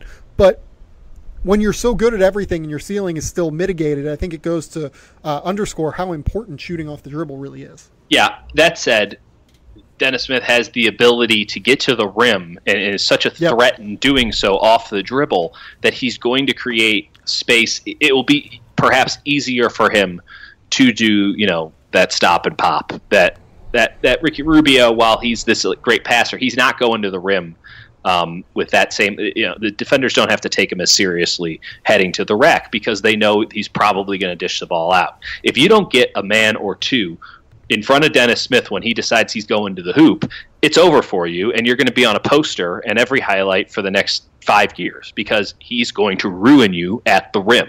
He has that kind of athleticism. Yep. It bodes well. You're 100% right. If you don't have the shot, you don't have a chance. But yep, he's got a nice stroke. I like his stroke. I like his ability to get to the hoop. I think that he is offensive-minded enough that part of his game will come. I'll bet on that side of his game, whereas Rubio was such a, and I thought that was a very interesting and I thought apt comparison. Rubio is such a passer that part of his game never had to develop, maybe with the necessity that it will for Dennis, because Dennis is going to be a point guard who's going to put 20 points on the board per game if he's going to be successful. He's going to be, the modern NBA point guard of, score first, pass later. And you don't want to bet against sort of his temperament and that athleticism. It's a very dangerous combination. And there's 100 different ways this could go wrong, but there are a couple ways it could go right, and I think it's not necessarily that wide of a band. The ways that it goes right, it goes really right. It goes like Russell Westbrook right, and for better or for worse with Russ, but he's kind of got a little bit of that going on too. It's Lillard, it's those chip on the shoulder point guards. They're really fun. I mean, like just as a third party observer, they're really fun to watch because you don't know if he's going to throw a punch on his way to the hoop. And I'm all in on the visual entertainment aspect of this. Yeah, if you made me guess, he's going to be higher on this list next year. I mean, some guys are obviously going to graduate off of this thing and just be no longer on the list, but I think that he will probably jump some guys next year. I also think that just the position that he's in Dallas is a great spot. It's a great spot, and the Rick Carlisle thing cannot be overstated. Rick Carlisle is a genius coach. He is very difficult on his point guards, and Dennis isn't exactly known for not being headstrong. So that will be fascinating. At the same time, the players that are around him, the systems that they run, he is going to be in as good a position as anybody to maximize his potential, and that potential is as high as anybody in last year's draft, in my opinion, save for maybe Markelle Fultz. Yeah. Let's move on. Another duo of guys that I think are linked. Brandon Ingram at number 16, Jabari Parker at number 15, both Duke combo forwards. Both have shown a lot of very interesting skills in their brief time in the NBA.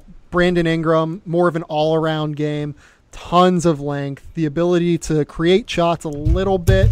That didn't necessarily show a ton in his rookie year, especially from a shooting efficiency perspective, but he was better defensively than what I think he got credit for last year. Really, really good passer as well. I think that as his body continues to mature, which it is to be certain, he's going to be a really interesting player to track. And whenever you have that 6'10" with a 7'3", 7'4" wingspan, kind of body, and as he continues to fill out his frame, those are the guys where it clicks like that, and it just goes, and he becomes a star almost overnight. Still not there yet, and obviously not any assurances that he's going to get there, but if it clicks, he's going to be much higher on this list again next year than what he is right now. Jabari Parker would be much higher on this list if not for crippling injuries. I mean, he's now blown his knee out twice.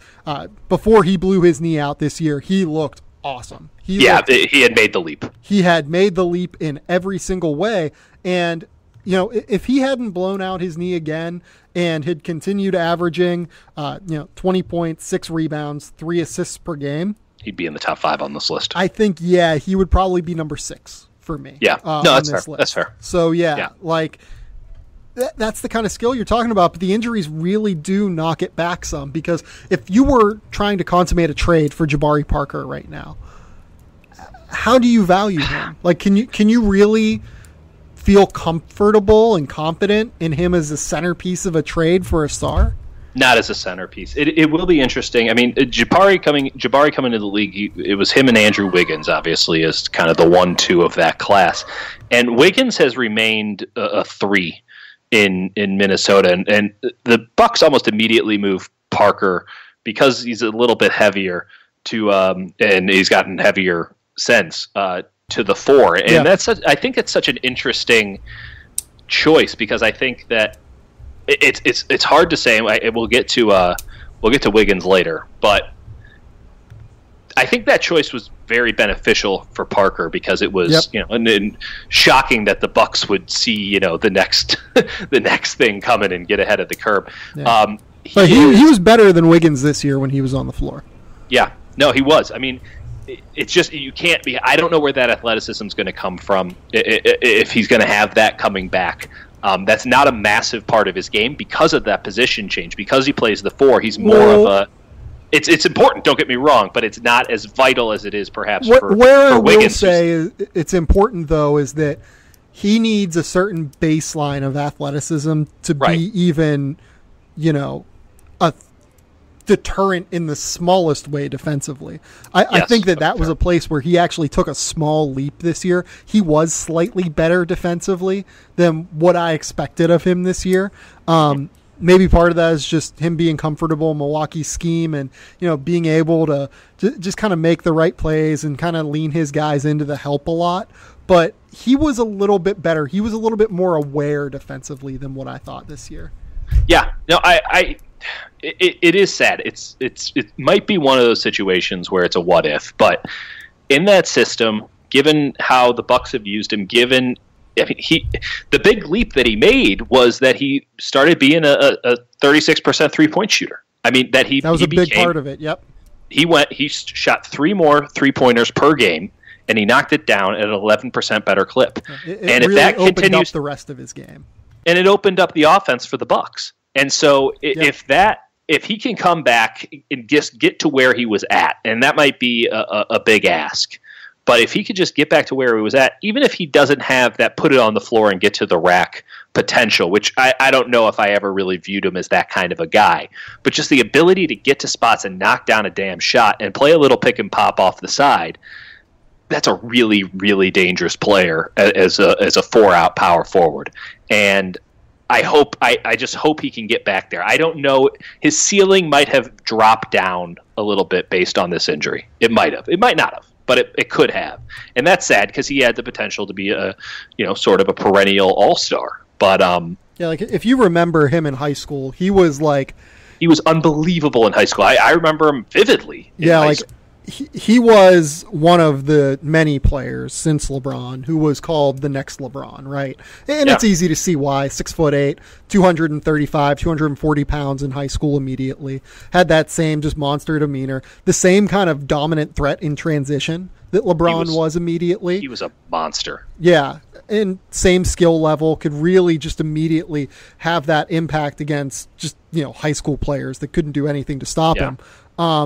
But I think that this kind of underscores all of the ways that these can't-miss kids ultimately go wrong. You know what I mean? And Jabari, by nothing that he has done himself, has just been injured and gone wrong. I think it kind of accentuates the incredibleness that is LeBron somehow meeting and exceeding all of our expectations in 2003 when he was selected. Yeah, I mean, we bring it up a lot. Staying healthy is a skill. And Jabari Parker, to this point in his career, has not shown that he's got it. Now, maybe he has a Steph Curry rebirth and is healthy from here on out. I don't know. I hope he does too. And I don't think that he'll ever be that LeBron kind of player. No, of course he's not going to be that LeBron kind of player. But he'll never even try to look like that and come up way short. That's not his game anymore.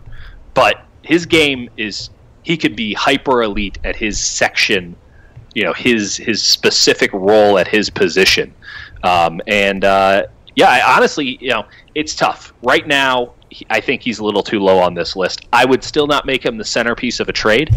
But this time next year, if he comes back and is looking like he was looking, even if he just, plateaus and just stays at that level, this is a player who is,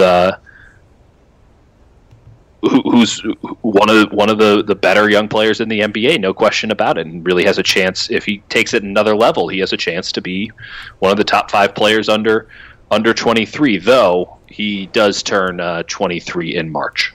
Yeah. No, I mean it just kind of sucks that this is the point that we're at with with Jabari Parker. And let's talk about Brandon Ingram again real quick. Like we kind of said, like Brandon Ingram, not a great rookie year. I would say he was a disappointment, but he was always going to be one.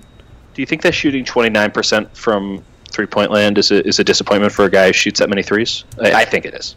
I mean, it was always going to take him a while. Like there were parts of his game that, like I said, the passing ability, I was really impressed that translated.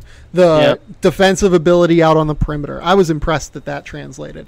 I think that one thing we saw with him, and this is something that I kept mentioning coming into his draft year, was that he battles, man, for being 200 pounds at 6'9". That dude fights you. That dude will absolutely get into the middle of it and really, really battle. Just wasn't efficient enough. 47% true shooting percentage. That's 8 points below league average. It's just not enough. He needs to really, get stronger. And I think his one game at Summer League, his performance at Summer League in that game against the Clippers was the best performance I saw at Summer League. He just got wherever he wanted on the floor. He was so big. He was so much stronger. Like, he made Bryce Johnson look small. And Bryce Johnson, 6'10", 230 pounds. Like, he's not a small guy. He made it look like he had a mismatch every time he was on the floor against Bryce Johnson. He was just so much longer. He was just so much more broad than Bryce Johnson is. And if he can bring those skills to the table next year for the Lakers as kind of a, kind of like an Axel piece where he's, able to take some, handoff plays, and he's able to, operate a little bit out of the high post, maybe attack some closeouts, and hopefully knock down some shots in a more efficient manner. Again, that stuff clicks for these guys so quickly that the sky is the limit for Brandon Ingram. You saw him in person at Summer League? I did, yeah. How big did he look? He's listed at 190 Bigger on than Basketball that. Reference. What do you think he's anywhere close to 220? Probably not 220, but I'd say he's definitely over 200, maybe like 210. Yeah. Like he looked bigger. He definitely looked bigger. If he can get to 220 and remain smooth, I think I'll buy one in. day. I think he will one day. He's 19 years old. Well, he's for a couple more days. He turns 20 on September 2. I never saw it in person at the Lakers games. I mean, I saw him in person. I never saw it in person at the Lakers games that I covered last year. I didn't see it on TV. I think ultimately he could be... it'll be interesting to see the progression of him, especially considering where the Lakers are and sort of what it is they're trying to do now, tampering or no tampering. Do they want him to be an elite 3-and-D guy and a role player, or do they want him to be an offensive focal point? And I don't know if I'm any clearer on that answer today than I was when he came into the league. Yeah. If he wants to be an offensive focal point, he has to make a lot of jumps. It's possible. He could turn into a knockoff, made in North Korea Kevin Durant. That's possible. And you saw that in that Summer League game. If they just want to turn him into a rock solid 3-and-D guy, get in the corner, lock down dudes on the defensive end to the bet, with that length he can do it, and with his tenacity, as you mentioned, he can do it. And then you're going to be the second or third, probably the third option on a team with a great point guard and a guy who's going to get to his spots and pick it up and shoot. I think that might be the best role for him. He could be hyper elite at that role. I have a very hard time seeing him turn into a star. And at the Lakers, a hyper elite at a very important job is sort of a third fiddle on the court or a secondary scorer on the court. That's going to make you an all-star. Yeah, I think that the key for him is, I don't even know that I would just throw him in the corner or anything. Like, he is good with the ball in his hands. Like, he can create his own shot. He can really pass it out of the high post, particularly out of that elbow extended range, out of that top of the key range. The name that comes to mind for him, for me, is that I know Lamar Odom was a bit bigger, a little bit bulkier whenever he came into the NBA. That's what the game kind of reminds me of. The fact that he is such a good passer. And I think that Lamar Odom, if he was in the NBA today and didn't have the demons that obviously he ended up having, would have been just the epitome of a modern NBA basketball player that we all look at now and are like, this guy is the perfect modern day stretch five. He's unbelievable. Like, right. That's what I think Brandon Ingram's potential is. And again, in today's NBA, I think that's like an all-star potential. Lamar Odom was at 220 when he came in, and he got up to about 230 by the time he was done. That's why I asked specifically that number. That's the number that I feel Ingram has to get to if he's going to be in any way a force in the league. Now, let's not forget Lamar Odom he shot a lot of threes throughout his career, especially considering that era. Lamar Odom in his third year shot 19% on 3-3-pointers per game. So that's great. I mean, there's a lot of upside. I like that Odom thing. The name before the draft was Kevin Durant type, and they weren't going full out. No. I don't think that's going to happen. Lamar Odom would be an awesome development for the Lakers, and we're going to find out a lot about the Lakers, not so much on how they handle Lonzo Ball, but how they take a not horrific year, but in no way better than they were, or he was maybe coming out of Duke, how they take that Brandon Ingram, who sort of treaded water for a year, and how they push him into years 2 and 3 and 4 of his career until he gets, through that sort of quote unquote college degree by the time he's a senior. What's he going to look like? This is telling for, I think he's the one to keep an eye on if you're really wondering how the Lakers are doing in terms of developing players and that infrastructure that they have there. Just keep an eye on Ingram. Yeah, and I think that Ingram is, he's going to be a big piece for them going forward, and I would still take him number 2 overall in that draft. No questions asked. Really. Interesting. Yeah. Okay. Wouldn't even think twice. So we've been talking about the Lakers a lot here, and the next 2 guys on this list, and these will be the last 2 within this podcast, obviously are going to be, again, inextricably linked going forward. Number 14, I have D'Angelo Russell. Number 13, I have Lonzo Ball. This might be a little bit low for Lonzo Ball, to be honest. I had Lonzo at number 4 on my draft board. That continues to be the case. I don't really, I know that he won Summer League MVP or whatever. So what? It's not even so what. Like, I was somewhat impressed with what I saw of Lonzo, more than somewhat impressed. I think he was really good. I also think Jason Tatum was really good.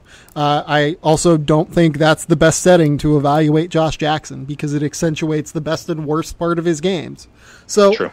At the end of the day, like, I'm not going to overrate an MVP performance from Lonzo Ball. I'm not going to overrate, I think Jason Tatum was second team all Summer League, and I think Josh Jackson was second team all Summer League. Like, I'm not going to overrate those performances and get into the weeds on this. So I've kept them where I had them coming into the draft. Let's talk about D'Angelo Russell first, though. Yeah. In the first iteration of this list that I sent over to you, I had him at number 10, and I had him ahead of, and this is going to be spoiling things a little bit, I had him ahead of Devin Booker, which I feel like is a hot take for many, many people. So why was that the case? Even though it's no longer the case, what was going through your mind at that time that you said at that moment, which again is no longer the case, but yesterday you thought D'Angelo Russell is a better player to have over the next 10 years than Devin Booker? So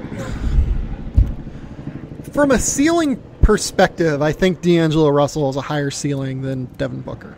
Okay. I think that Russell is a better creator with the ball.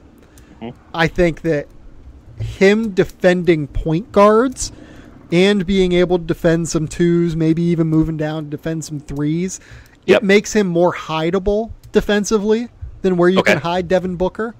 Yes. Booker's obviously a better scorer. I don't really think anyone's going to deny that. You think? But I just look at the fit with Brooklyn, and I think D'Angelo Russell is going to average like 20 points and 7 assists a game this year. Right. Like, I think he's going to be perfect in Kenny Atkinson's system. He's going to fill up the box score. Will he be efficient? Right. Like, I think D'Angelo Russell is a better player and a more complete prospect than I think Devin Booker is. And that's not to take anything away from fair. Booker. We're splitting hairs. We're talking about, future all-star level players. I really, really like both of them a lot. at the end of the day, I decided that I had to move Russell down because we kind of saw what bore out with his trade value this summer around the league. And I'm not someone who thinks of myself as like the all-knowing, all-intelligent person. I think that, kind of listening to the shape of the league and listening to what the NBA tells you is even more valuable than what your own opinion is. And this summer, when D'Angelo Russell was traded, ostensibly for Brook Lopez and a first-round pick, and the value of getting rid of Tim Mozgov's contract, I think that all of the guys ahead of him would get more back in a trade than what that was. No question. I kind of decided that it would be really difficult to defend, and I think I did a decent job of defending it within this discussion here. But I think that at the end of the day, given what we saw from the marketplace itself, it would be really difficult to defend having D'Angelo Russell ahead of Devin Booker. Yeah, and there's some other guys in between, but Booker's the big one. Booker is really good at one thing. So I don't disagree. D'Angelo Russell does have the potential to be very good and decent at a couple of things, one or two things, and be halfway decent at a bunch of other things. I think that we kind of know where Devin Booker is on that, but he is hyper elite at one thing, which is a very important thing, and we brought it up with Malik Monk. It's scoring. He's going to be a guy who's going to put the ball in the basket. You can't overlook that, even if he sucks at everything else. He's a decent passer, too. I think that it's worth mentioning that Booker is a good passer. I don't think he's as good as Russell at passing, but he's a good passer, especially for a 2. Right. Russell's an interesting case. I mean, ultimately, yes, I agree with you. You need to be able to read the tea leaves of the league, and you need to, what is it saying? You're taking into account, a couple of things that I think maybe confound that vision a bit, which is one, the situation with Nick Young, and he'll never really be able to get away from the Snapchat voyeur thing that he was doing until he makes an All-Star game, essentially. He makes an All-Star game, and even then, it was going to be that was a very bad first impression. First serious impression on the Lakers organization. And even though the Lakers organization has changed drastically, that's still going to be part of his Wikipedia entry for his Lakers tenure. And I don't think that there was pretty much anything that he could do other than turn into the best player in that draft that was going to. So that's a factor. The funniest thing is like, if Magic Johnson is the general manager of the Los Angeles Lakers in the 2015 NBA draft, I would imagine they probably take Jahlil Okafor. Yes. And I would imagine that D'Angelo Russell is... Who's not on this list, you might have noted. Yeah, that's a whole other can of worms. That Right, no, we're not getting into it. But that sucks. That's one thing. The second thing on that is they had Lonzo lined up, and they wanted Lonzo, and they didn't want... I mean, you can only... This is reading into the Lakers' mindset. They didn't want anything standing in the way of Lonzo, and they even tried D'Angelo as a 2 late in the late last season. It actually looked pretty good. I was pretty confident that 1-2 could work. I thought it would have been awesome. Honestly. Yeah, I guess the Lakers didn't feel that way, or they just saw an opportunity. On the floor, I'm not sure if they felt that way or not. I think it was more about off the floor. I think they wanted to make it certain that everyone knew that this was Lonzo Ball's team. Another bidding factor. Ultimately, at the end of the day, I think you can just make the argument the Lakers made a bad trade. In my opinion, it was a bad trade. I've discussed that at length before with Pete Zayas over at Lakers Film Room. You can go back through the podcasts and find that one and listen to it. I think it was a really interesting move because the Lakers are, for whatever anyone wants to say, whoever wants to make jokes about it, they are a free agent destination city. They are a free agent destination organization. Right. At the end of the day, though, and that's a big thing of why I think D'Angelo left. They given the situation that happened in the locker room, given the fact that he has a big ego that was going to have to get tampered down pretty significantly, not only from his first year, but now his second year, and then bringing in somebody to effectively replace him, they weren't certain that he was going to be somebody that a guy like Paul George or LeBron James would want to play with. Straight up, I think he was a detriment to that team in free agent recruitment.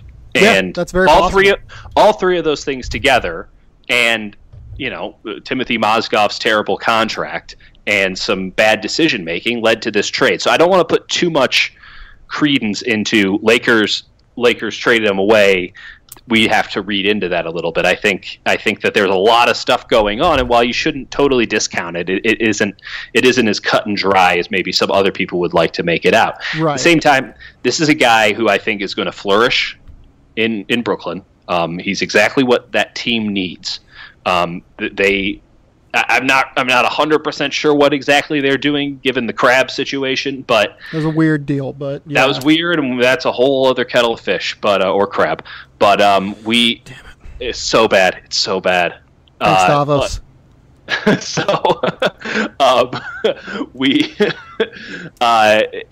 But this is a guy who could develop into, and this is no different than when he was in LA, an all-star caliber point guard. He has that tenacity. A lot of the things he can shoot it. I mean, the numbers don't bear it out, but the kid's got a nice stroke.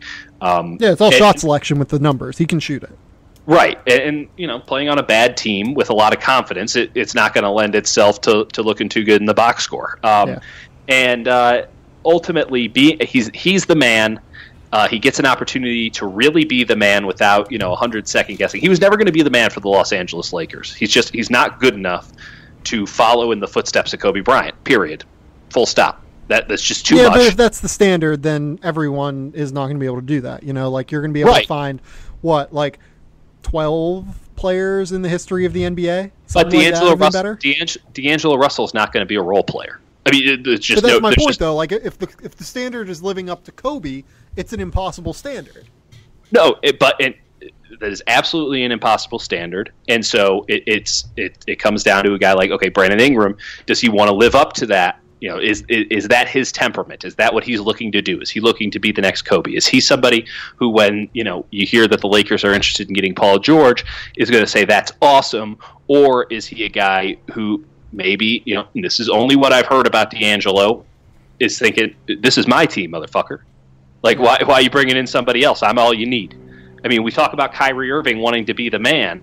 D'Angelo Russell's got a lot of that. And it's not irrational when you are playing for a bad team. And he'll get to continue to do that. And I think that will allow him to maximize his potential because he does have the ability to be a star. And he's 20 years. He's going to be 21 years old. I like his game both on and off ball. There's a lot going on with this guy. I hope that he can get the full clean slate. I don't think he's ever going to be an efficient player. I think that he can be a really, really good statistical point guard, not efficient, but like box score point guard on a bad team. I think that's his potential. I think he can be better than that, but.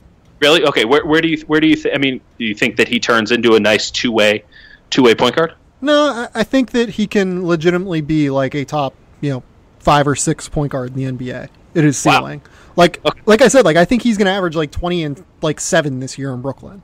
What do you think his effective? What do you think his true shooting percentage is going to be on that? I think he can do it like league average, just given what their floor spacing is like. It's all very situational, This is a guy who took 6 threes per game last year. Yeah, and you do that in a situation now where he has Jeremy Lin next to him, who's going to be a much better creator than Jordan Clarkson. Very true. They're going to be, just the way that Kenny Atkinson runs that offense. He's going to have much better floor spacing next to him. He's going to be able to get into the lane more consistently. I would imagine that the biggest place we see him make a leap is not with 3-point percentage, but actually in 2-point percentage. I think that he's going to go up to being like a 50% 2-point percentage guy. Yeah, shot 44% last year. Yeah, the rest of the floor is really going to open up for him that way. And he shot 44% the year before that. He didn't get any better at 2-point shooting from his first to second year. That's kind of startling. But again, what's around him? What players totally. I get it. There's no spacing. So Jordan Clarkson shot 32%. Julius Randle shot 27%. Brandon Ingram shot 29%. Luol Deng, for being renowned as a league average shooter throughout his career, 30% from 3. They get rid of Lou Williams mid-year. Larry Nance shoots 27% from three. Like, there were just not enough shooters. There was not enough floor spacing on that roster for him to even have a chance being efficient near the basket and in two-point range. I agree with you that Kenny Atkinson runs a really nice system and that Brooklyn wants to space the floor and play 4 out and 5 out, but it's not like they have much better players. They don't have better players, but I do think that their shooting is going to be a little bit better because they're going to have a guy like Alan Crabb who's obviously going to be able to really space the floor. By standing in the corner. Like Alan Crabb doesn't help you space the floor. He's a beneficiary of spaced floors. Well, no, I do think that he actually does help you space the floor because, if, say, he's on the left wing and D'Angelo Russell drives left with his left hand, that's that fair. Defender has to make a decision. He has to either help on D'Angelo Russell or he has to stay out. That makes it more efficient for D'Angelo to shoot from two-point range, or he's just going to be able to kick out to Alan Crabb. So I think he does help with the floor spacing. Trevor Booker is a guy who can help space the floor a little bit. Karis LeVert was a 40% three-point shooter in college. You would imagine that'll improve. Sean Kilpatrick, I think, is a better shooter than anyone on the Lakers roster even. Valid. There are guys who can really shoot it on this roster. Yeah, I mean, ultimately, it's a very good point you brought up with the two-point shooting percentage. If that doesn't go up, now we have to have a very serious conversation about if D'Angelo Russell is anything more than just a high-volume, decent output player. Yeah.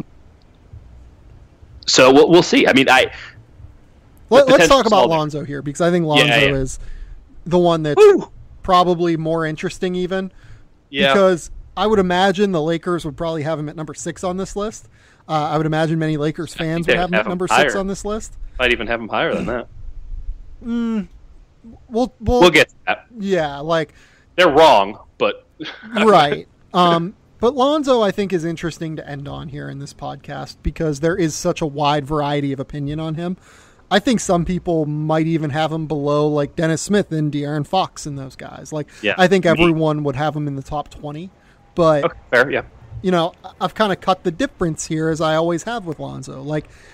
The athleticism in the NBA and not in Summer League is going to be a concern. Is he going to be athletic enough to consistently get into the teeth of the defense? Is he going to have to do that? Is his unselfish game and the way that he helps his teammates really get better around the entire floor, is that going to be the real differentiator for him in the way that they play the game? Does he have to get consistently into the middle? I don't know. I really just don't know how to evaluate Lonzo Ball. He's so tricky. The jump shot was a disaster at Summer League. I don't think it'll be a disaster in the NBA. I think. Why do you say that? Because I think the conversation about Lonzo Ball, who has incredible court vision, I think has a tremendous basketball IQ and just so much potential in both creating space and maximizing that created space for others as a passer. Yep. A lot of Ricky Rubio. That jump shot. A lot of Ricky Rubio, but he still made 41% of his 200 3-point attempts last year. Yes, he did. Because he shot a lot of them from very long distances, which they went in. You can't take it away from him. But is he going to stop doing that? He's never not done that. Well, he's never not done that.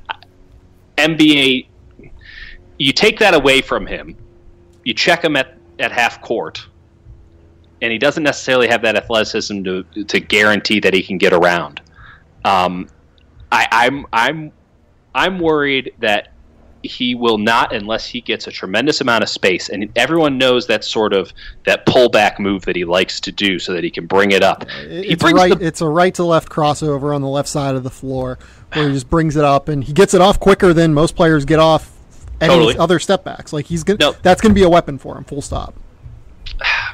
I just have yes, against average to below average defenders. I just don't think that he'll be able to do much against plus defenders, and I think I know that it's oversighted, but I always go back to that Kentucky UCLA game where Fox was in his jock, man, and he couldn't break him, and it's what's going to happen when you put Klay Thompson on him? Oh yeah, that's going to be Tony Allen, like throw Tony Allen on him, who inexplicably does not have a team right now. You don't even need to put like you don't even need to put a fast guy on him. You can put like a 3 on him. Well, 3s in the NBA are fast. No, I know, but like you don't need to it doesn't need to be an elite, backcourt guy. You can get a guy who plays theoretically in the front court to check him. Like you can put, you don't have to be fleet of foot comparatively to your peers to guard Lonzo Ball. And when you have there were points shot last year in those 2 Kentucky games where Bam Adebayo guarded him. Yeah. I see all of the upside. I see it. It's visible to anyone who's looking. I see so much downside. I see more ways this goes wrong than it goes right. I just honestly do, and I know that that's not a popular opinion because he's fun as shit to watch when he's on. But I just don't. It's this Tebow. It's like a Tebow throwing motion thing where he's this larger than life character because of his dad, and I feel bad for him for it, but it has helped his brand, quote unquote. That everybody knows who the balls are. And everybody knows Lonzo. And that long motion, if he cannot... There's a reason that Alford wanted to... And this is out of your story that you wrote. There's a reason that Alford wanted to change that jump shot when he got to UCLA. Well, Steve didn't do anything like that. Am I incorrect that when they went on that European trip that they were trying wasn't out? Steve. That was LeVar. Asked him if he wanted to kind of look at adjusting it. LeVar... kind of told him, you could bring it up more from the middle of your body instead of from the left side of your body. And he tried it. He shot like shit in Australia and decided not to do it. No, Alford didn't do anything with the jump shot, actually. Is there any effective shooter?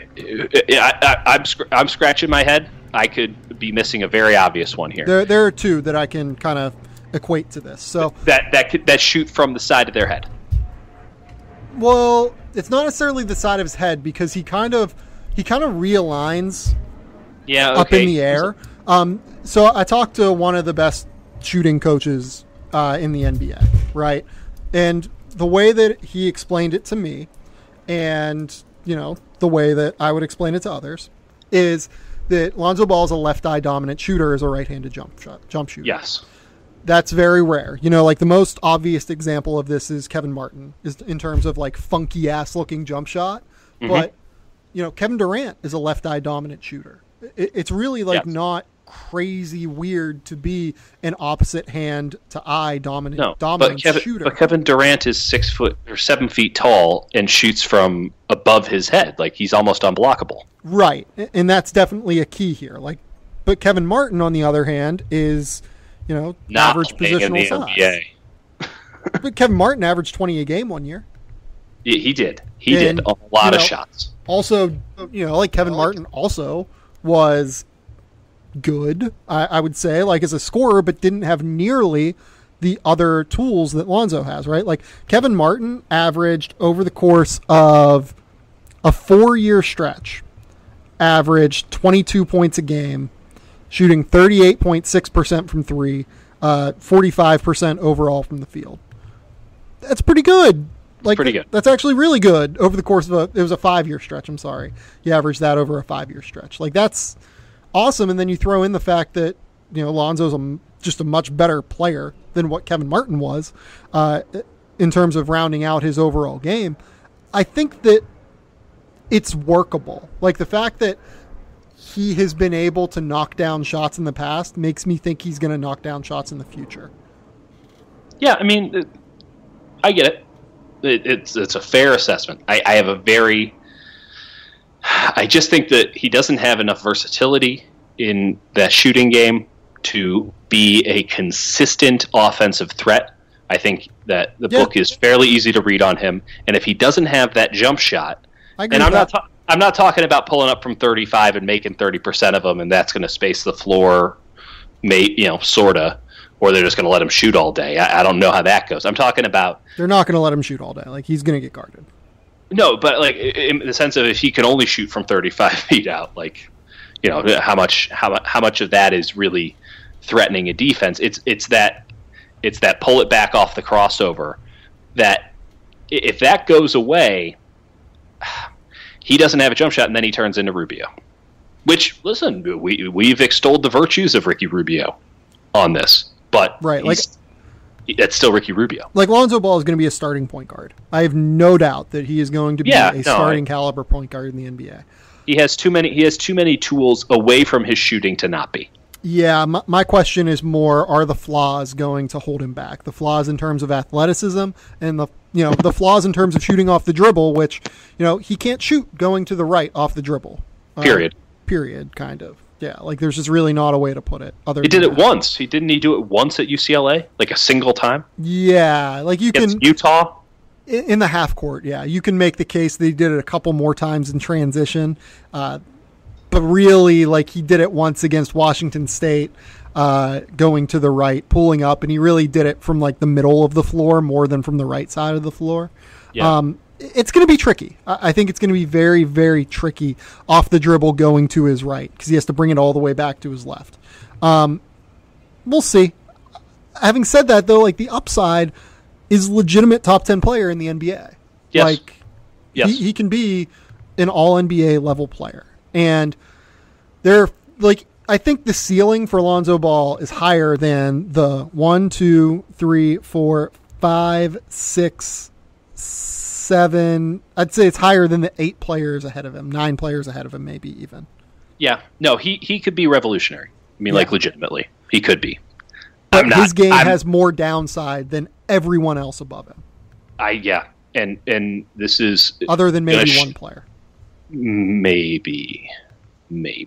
And I think we'll talk about later. But like, this is going to shock people. I'm a pretty heavy pessimist. I see the downside. I just see it in so many ways. And given how much of the Lakers franchise is sort of on him, and fair or not, man, that's a scary proposition. That these, that those holes are so glaring. And I mean, if he cannot bring that jump shot that he had at UCLA to the NBA, if it's not translatable and he can't adapt, he's not on this list, period. Maybe not.